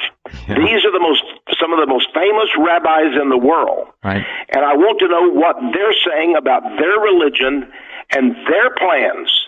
This is so sure, I've got some commentary in the book, but mostly it's about the rabbi's secret plan for Satan to crush their enemies and vault the Jews to global dominion. Now, where did I get this information? I got it from Jewish books, of course, best-selling books. I got it from Jewish online programs by top Jews, such as at the Kabbalah Center, of Kabbalah in Los Angeles, California, by the same people who taught Madonna and Britney Spears and all these people. Right. But I went to the Jews rabbis themselves, and I said, what does the Kabbalah teach about Judaism? What does the Babylonian Talmud, which is their most holy book, it's not the Old Testament now, their most holy book is the Talmud. What does it say about future events? What does it say about the Jews and their thinking about Gentiles? What are they planning to do to us if they win dominion. And they are planning to win dominion, by the way. They've definitely got a plan, and they're working it very hard. So I said, well, I want to reveal that. Now, I've gone, I'm 72 years old, Jeff. Let me just admit it. I'm 72. And for 50 years, I've been studying issues like this. Uh-huh. And I have gone to thousands of bookstores, I'm sure, across this country, Christian bookstores, uh-huh. because I've had 3 #1 Christian best-selling books. So, I'm not a slouch in the book department. No. 3 best-selling books, #1 best-selling books. Mm-hmm. And as I've gone in those, I've gone over to the religions, comparative religion sections. And, of course, I've gone in B. Dalton books when it was still there, and all these other bookstores, Barnes & Noble and such. And I've always looked for books on Judaism. I wanted to know what they said. And none of them told the truth. And there's no Christian. I can talk to 1,000 pastors and say, Pastor, he can be Baptist, Episcopal, it doesn't matter. Pastor, tell me what the Jews believe in Judaism. And he will usually say something like, they believe in the Old Testament. We Christians have added the New Testament, but they believe in, God, the God of the Old Testament. I said, really? How about the Talmud? Do they believe in that too? And they go, I don't know anything about that, never heard of it. And it's interesting that the Talmud, the Jews say, over and over again, the top rabbis say, the most important book for us, actually it's a series, it's about, depending on the edition, it's 36 to 60 books. Uh-huh, uh-huh. And these rabbis, they spend their entire lives studying the Talmud every day, day in and day out, and it's all these books, and they specialize in the Talmud, and the Talmud tells you everything you want to know about Jesus. By the way, what the Jews think about Jesus, what they think about Mary, what they believe are going to happen to the Gentiles, what happened to Jesus. Everything is in the Talmud. This is their guide for daily. In fact, Ruth Bader Ginsburg, the Supreme Court Justice, she said, one book is my daily guide for living, the Babylonian Talmud. Really? Ginsburg? Sure. Our Supreme Court Justice. What a book to live your life predicated upon. My God. No, thanks. All of these people do it. Herman Wouk, the guy who wrote The Winds of War. Yeah, Herman Wouk. And all those movies, came out, The Winds of War and such, with Robert Mitchum and so forth. He said this is the lifeblood of the Judaism religion. So, I wanted to know, what does the Talmud teach? What are they learning in synagogues? I didn't want to see some stale old thing written by some guy who didn't even know. I wanted to know from the rabbis themselves, because this is what the Jews are getting. So I wrote this book, Holy Serpent of the Jews, because let me tell your audience right now, I discovered something incredible. I discovered that the basis of the Judaism religion is their worship of the serpent. They believe the serpent is holy. They believe that Adam and Eve did the right thing in eating of the fruit in the garden. Huh. It set man on a path to godhood, and they believe that they are going to be the ones to take advantage of that. They are being elevated to godhood, but only them, because all Gentiles are inferior, like beasts. We're like insects to them. Okay? Right. So they are divine beings on earth, and that's why they can kill the Palestinians without compunction. Compunction. They can do horrible, dreadful things without compunction. Well, they take the Kol Nidre, too, and that gives them another ticket, doesn't it? That's right. The Kol Nidre is in the Talmud, and it allows them once per year to take an oath in their synagogues. And the Jewish men do this. They take this oath of the Kol Nidre, and what the Kol Nidre does, it says, every oath you've taken this year, or that you're going to take, that is, you don't mean it. Right? You can tell the Gentiles. You can lie and lie and lie and lie, and you're excused in advance. Right. In advance. There's all the contracts you go into with the Christian businessmen. You can break those contracts. It's not only legal, it's godly to do that.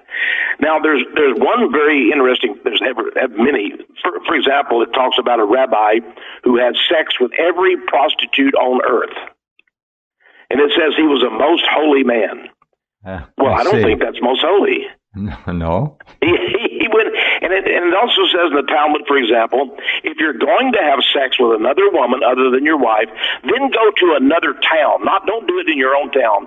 Go to another town where people cannot recognize you and won't know you, and then you can freely do it with the other woman. That's right. That makes it okay. These are amazing. Yeah, it does. What amazing Absolutely. people. What amazing people. Yeah. And of course, if you have sex with a shiksa, that's a Gentile woman, that's really like having sex with a beast. That's really not intercourse. You haven't violated the law on that. That's how they use women. They use women like Kleenex. They just throw them away because they're just garbage. Now, I have a lot of these let's say shibboleths or their laws inside Holy Serpent of the Jews.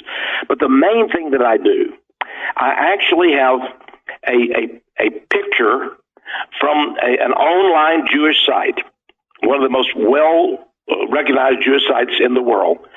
And by the way, they teach a lot of these things on site. You can go on, you want to learn about Judaism, the real Judaism, you have to go to their websites. It's strange that most Gentiles don't do that.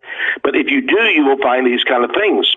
For example, I was surfing, and there was a website with a Jewish rabbi teaching. He was sitting at his desk. And as he sat there, Jeff, he rocked back and forth. And he's making these strange sounds. And he was speaking in Hebrew, and he was really going at it. Yeah. He was really being very rhythmic. Was he rocking like they do in front of the Wailing Wall? That's right. That's exactly right. You've seen these little black outfitted rabbis in front of the Wailing Wall, and they're rocking back and forth. Back and forth. And ladies and gentlemen, what you're going to hear may be new to some of you, but it's the truth, and I hope you never forget it. We've all seen the Jews in their little hats and little black coats and their beards and so forth, and with the scripture open, and they're standing in front of the Wailing Wall, and they're bowing, they're basically bowing their head and standing up straight, bowing their head, standing up straight, over and over, very rapidly. All right, tell them what's going on, Texe. Well, they're having mental sex. That's all you could really call it. Mental sex with the Jewish goddess. Now, this shocks people because they say, what? Yes, the man is literally having mental sex with the goddess. Now, most people say, well, I didn't know that the Jews worship a goddess. I thought they only had, the Most High God, Jehovah. I thought that's all they had. No. You don't know the Talmud. You don't really know the Kabbalah. The Kabbalah has at least 10 gods and goddesses. They got a pantheon of them, a bunch. They do, and they have 2 goddesses and 2 gods. Mm-hmm. So if one doesn't give you what you want, you can go to another one. But there's even, listen to this. I'm going to tell people right now. You may not believe this, but there is a penis god. And this penis god, that's right, there's a penis god, and he's constantly he's pestering the princess. There's a lower Jewish goddess named Malkuth, and there's a higher Jewish goddess named Bina. And he'll have sex with one time, sex with the other. And now, when a Jewish man has sex, let's give him a break. Let's say he has it with his wife. He imagines himself as having sex with the goddess, one of the goddesses, okay? Because he believes that he is generating, with sexual power, he is literally recreating the world. Every time a Jewish man has sex, he imagines he is actually having sex with the goddess. And this goddess, Malkuth particularly, recreates the world with her generative energy. Okay, it's a sex cult. It's the biggest, largest sex cult in the world. Absolutely. God. This is amazing. In fact, I found a video out, a very popular video, a new video, entitled, let's say it's entitled, what is that? Oh, yes, Sperm. Sperm, S-P-E-R-M. And a Jew is that another god by any chance? Well, he does talk about the Kabbalah and so forth. But this Jewish guy, he talks about, by the way, he did this video for his son. He says he wants to talk to his son about What sex. a great dad. Great father. Yeah, okay. He is. And he says, many Jews will, of course, benefit from this. And it's the official story of divine sex. He says the Jewish sperm is unique.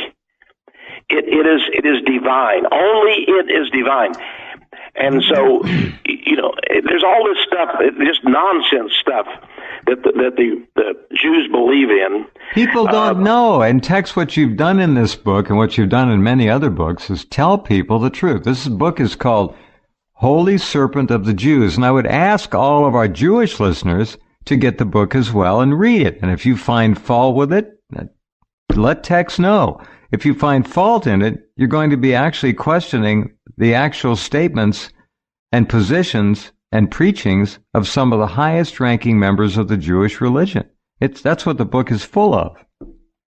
That's right. It is the most famous in the whole world. From Italy, from Israel, all over the world, I quote these rabbis. And by the way, on the front cover, there's a Jewish six-pointed star, and there's a serpent. And the serpent, it seems there's a infant coming out of the serpent's mouth. That's going my front in. cover. It looks like it's going in, but whatever. What's going on with that? Well, now that's true, because I do mention it could be going in or out, but that's another story that I explained in the book. That is the holy serpent of the Jews. They call it the sacred serpent or the holy serpent. Right. They say, these rabbis say, that the serpent is their companion. It is their friend. Mm-hmm. The Talmud says on the Sabbath, one can conjure up serpents to go and to destroy your enemies. Okay? So they literally believe in serpent worship. But they believe this serpent is actually, they use numerology, supposedly in the Kabbalah, to prove that the serpent is their, now get this, Messiah. Now they've rejected Jesus, but they have a Messiah. It is the serpent. Now, where does this serpent come from? We know it, as in Genesis there, at Adam and Eve. We know that Jesus talks about the Jews right.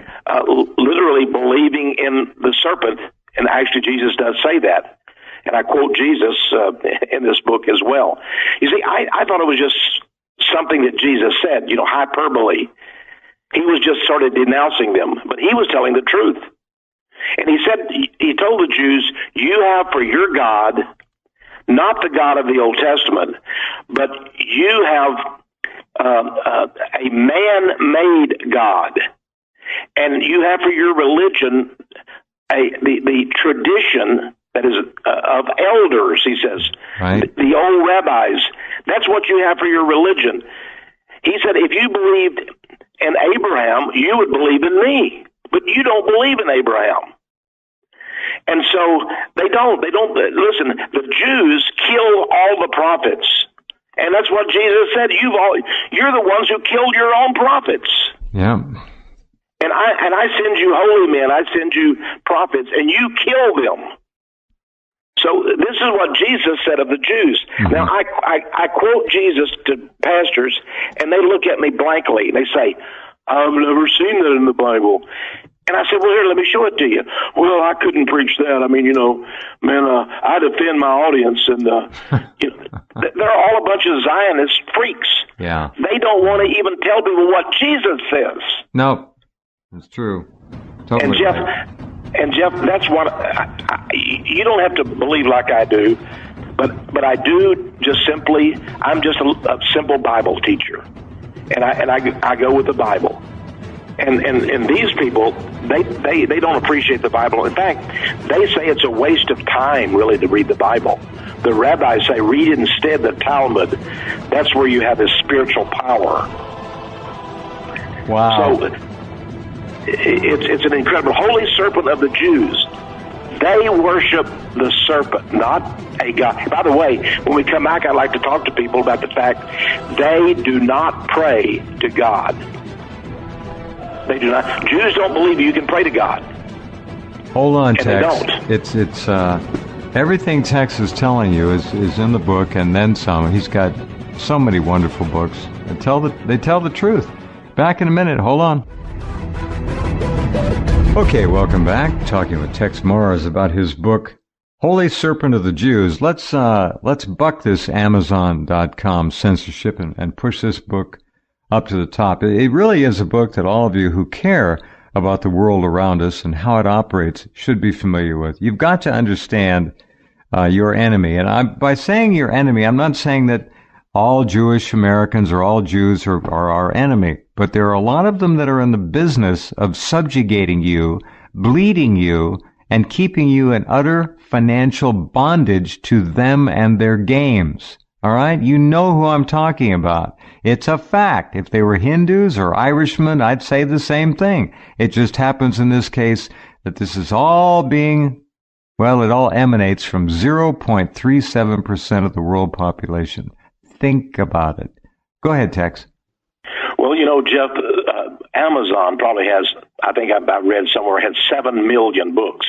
7 million they're books. They're going to cancel this and put it on the list, huh? Mine's the only religious one that I know of. Now, I'll tell you, Jeff Bezos is the owner. Yeah. He's the 5th richest man in the world. Yeah. He also owns the newspaper that Donald Trump says is the enemy of the people, yeah. Washington Post, the lying newspaper.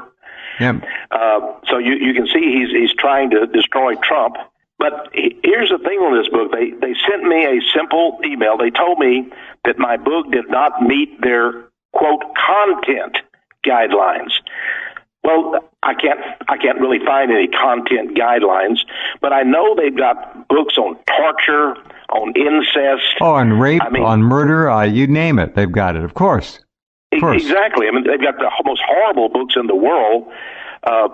And you can get a book on almost any subject you want, but you're not going to find the Holy Serpent of the Jews. No, it tells you the story. This book is it's too close to the truth. This is the game. That's what they do. Exactly. Now, I knew something was afoot because the World Jewish Congress and also the Holocaust Museum over in Israel both complained about my book. Now, all they said was that Texe Morris is a notorious anti-Semite, and they told, I'm a notorious anti-Semite, says the World Jewish Congress, and they said that, they asked Amazon to take my book off their list. Now, Amazon didn't. Here's the problem with it. Amazon probably sells, 80 or 90% of all the books in America.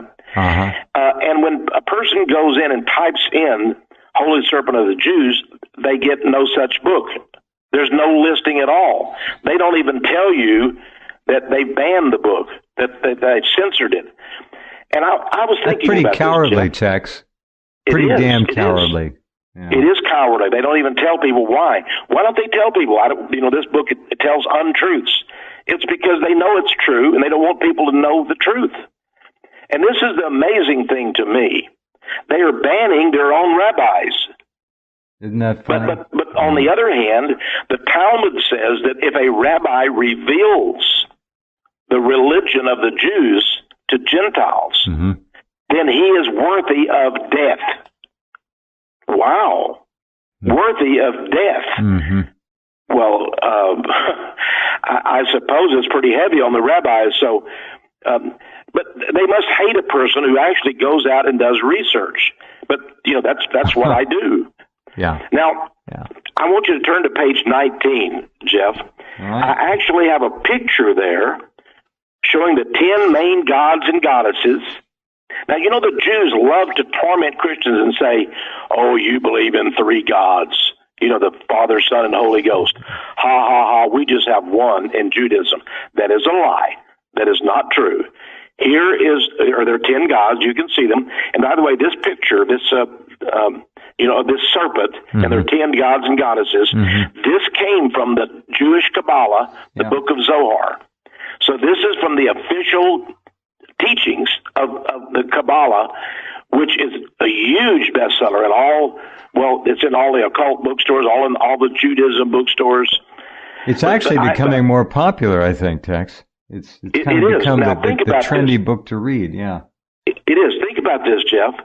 This is where Madonna learned about Judaism, from the Kabbalah. Mm-hmm. she went to the Kabbalah Center. By the way, the head of that, Mr. Rabbi Laitman, I quote him. He also praises the Holy Serpent. But I thought so. So this is what Britney Spears, Madonna, all these women. Now get this, who sing and dance with snakes. You've seen those pictures of Britney Spears, sure, of course. Holding up the huge serpent. Yeah. You've seen Madonna do the same thing. Yeah.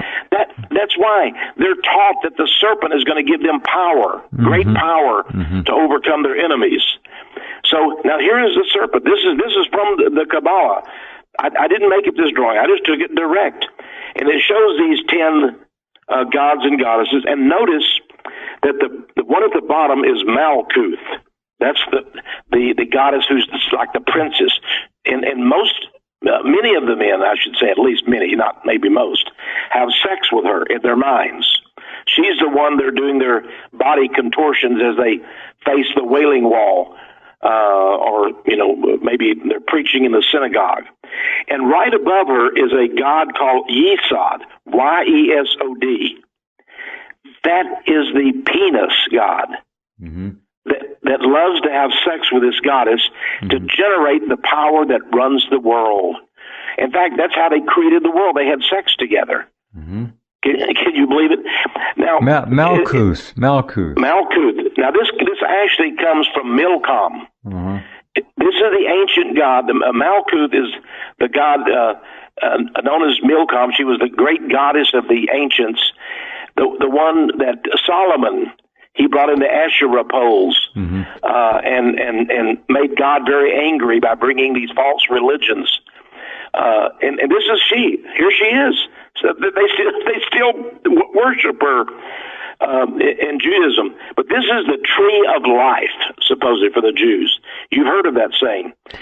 And it's interesting. I've actually seen Baptist pastors, and they were announcing they were going to be teaching on the tree of life. Uh-huh.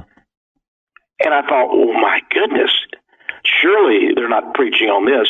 Well, they sort of, take the serpent out and they sort of sanitize it. Mm-hmm. But if you hear of the tree of life, this is the official tree of life of the Jews. And notice the serpent, he goes from bottom to the top. Now, I was reading the protocols of the learned elders of Zion. Uh-huh. As you know, the Jews say that's a forgery. That's not true. That book is made up. Yeah, I know. It just happens to tell the truth, but it's a forgery. Okay. Now, there's a section in that nobody but the Jews would know. There's a section in there about the holy serpent. And it says in the protocols of Zion that our holy serpent, our sacred serpent, will go from nation to nation conquering until he has conquered the whole world for the Jews. And then, in the Bible there's something that's symbolical. It talks about Jesus. Mm-hmm. And it says there will be a great supper of a banquet of the Lamb of God. So it's like all the Christians are going to be there for this great supper, right? And so, it's a symbolic thing. But now the Jews, they must have liked that. That's in the book of Revelation. And they copied that. So they say, we're going to have a great banquet or feast of the serpent. See, because Jesus is Messiah for Christians, but theirs is the serpent. And we're going to actually eat the serpent. We're going to serve the serpent. Now, in the occult world, they believe if you sacrifice a human being or whatever, you must eat the flesh. I see. And that gives you great power, you see. And so they believe that they're gaining the power of the serpent, and they're becoming divine beings by eating of the serpent. So it's a very sick kind of religion. But here is this serpent. Imagine here you are studying this religion. You're a Jew, and you learn all about the serpent and how he has gone. See, he's gone through all these gods and goddesses, and there he is at the top, Kether. The uppermost god is Kether, meaning the crown. Uh-huh. This serpent, of course, is the crowned serpent. So So this is what they believe, that the serpent is to be crowned. He is their Messiah.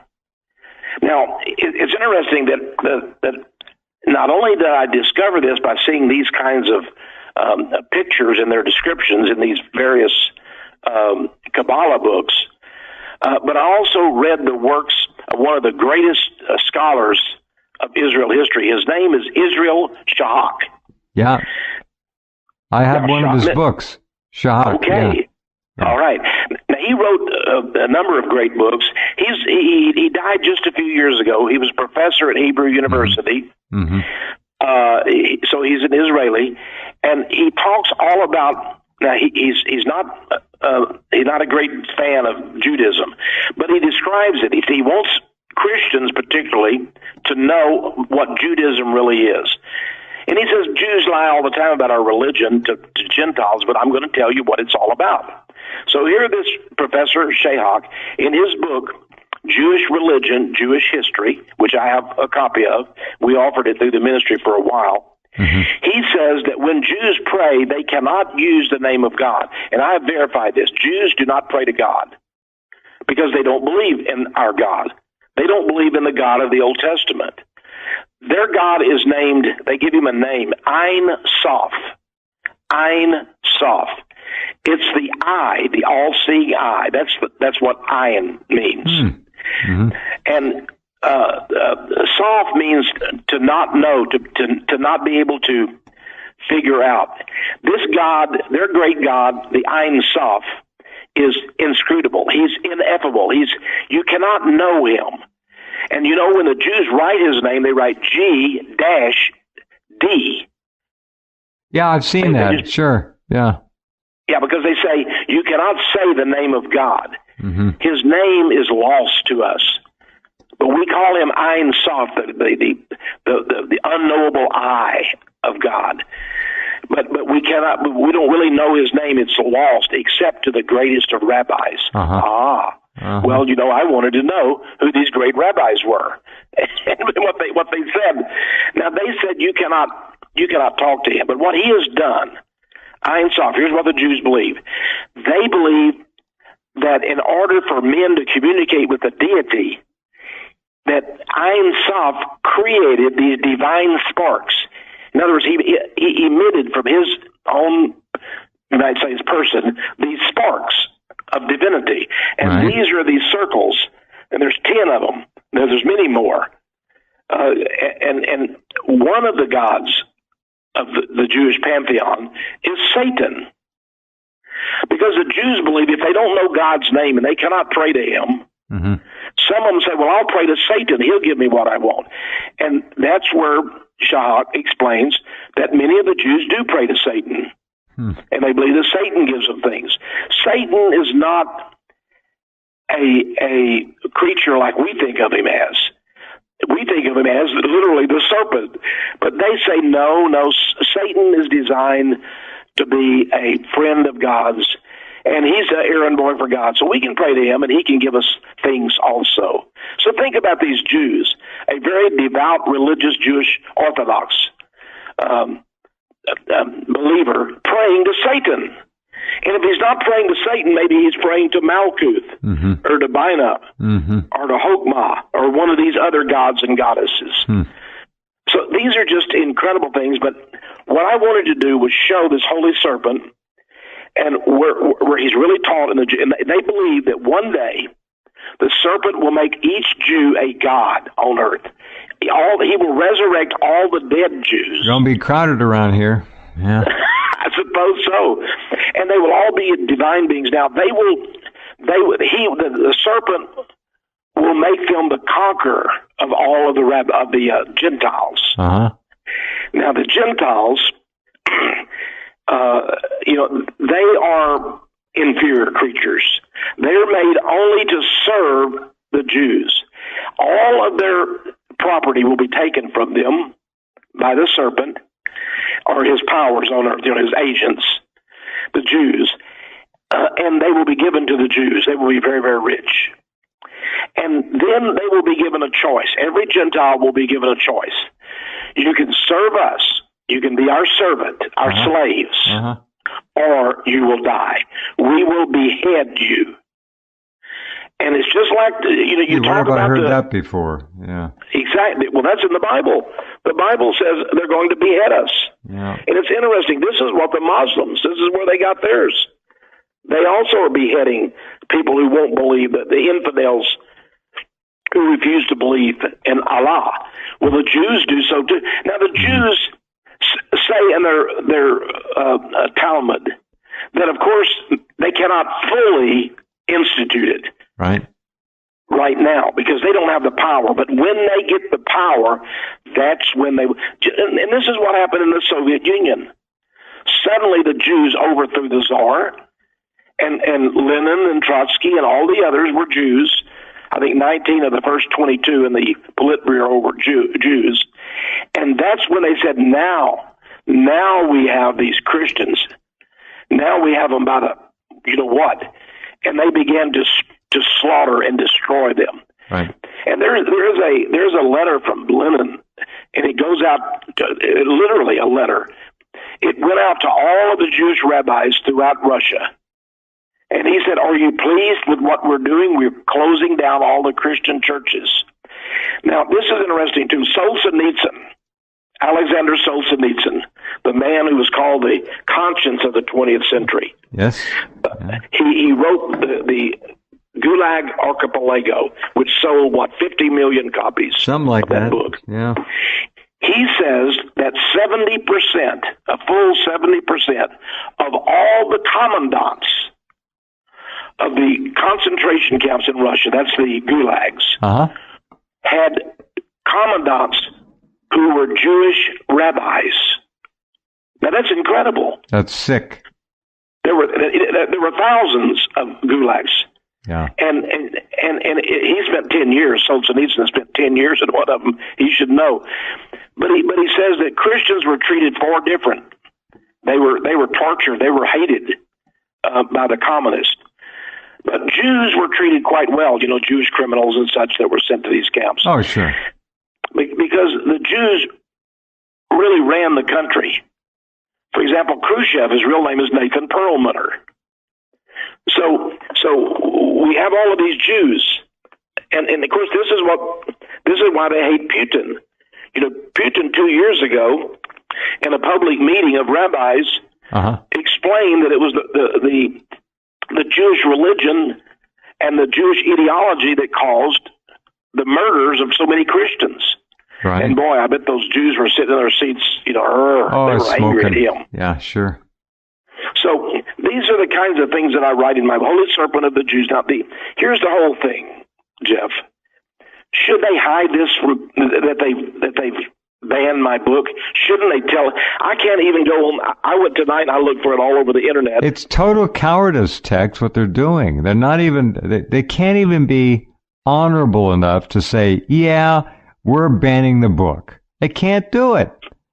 This is what they do. I get so tired of it. Yeah. Well, I'll tell you something, Jeff. Now, I'm gonna tell your people the truth. I do not accept 1 penny in royalties on my books. Every profit, there is really not a profit on my books, but every cent we get for these books goes back into the ministry, and I write other books. That's what I do. Right. And that's why I've written so many books, because I don't take this money, okay? It just automatically goes to the ministry. I don't accept any royalties. When we were audited by the IRS, they were sort of amazed about this. Yeah. But I don't think American people, and I know especially your audience and my audience, they don't like being told what they can read and what they cannot read. They say, I'll make up my mind for myself. Because the people that listen to Rense or to Texe Mars radio programs, they're thinking people. They want to know the truth. They're angry at this fake news stuff. And so they're going to be angry when they discover this book has been secretly banned by Amazon and cannot even be found on Amazon's list out of millions of other books. Now, I read recently where Ivanka Trump, Nordstrom lied and said, "Oh, your clothing line is not selling." Yeah. It's booming. But backfired on them because people decided, listen, I'm not going to let you tell me what I can buy and what I can't buy. That's right. And I understand her clothing line. It recently came out that her clothing line is up 346%. So people went to online and they just bought her clothing. So I mean, it's a big bestseller. Sure. But Nordstrom refuses, because they're trying to ban her. They're trying to embarrass Trump. It's another slap in the Trump family's face. Yeah. Yeah, and you know what happened to the coffee maker?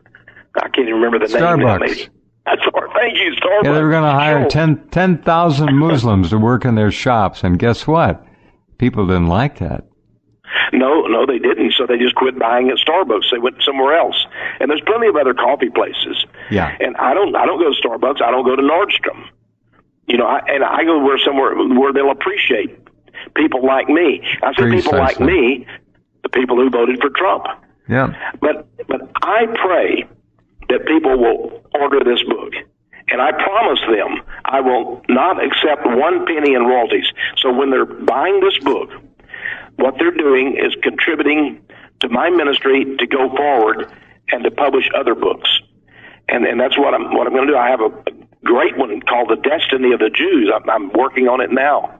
And it will be a truthful book. Because, I've decided long ago that if I write a book that has anything in it that's not true, I'm going to be sued like crazy. I mean, these people are lining up to try to sue me. Oh, it's of course. It's common sense. It's your best possible protection. And you wouldn't do anything else. You tell the truth. I mean, it's anyway. Go ahead. Yeah, this is great. Yeah, well, I wrote about the New Age movement. I wrote Dark Secrets of the New Age, a landmark bestseller.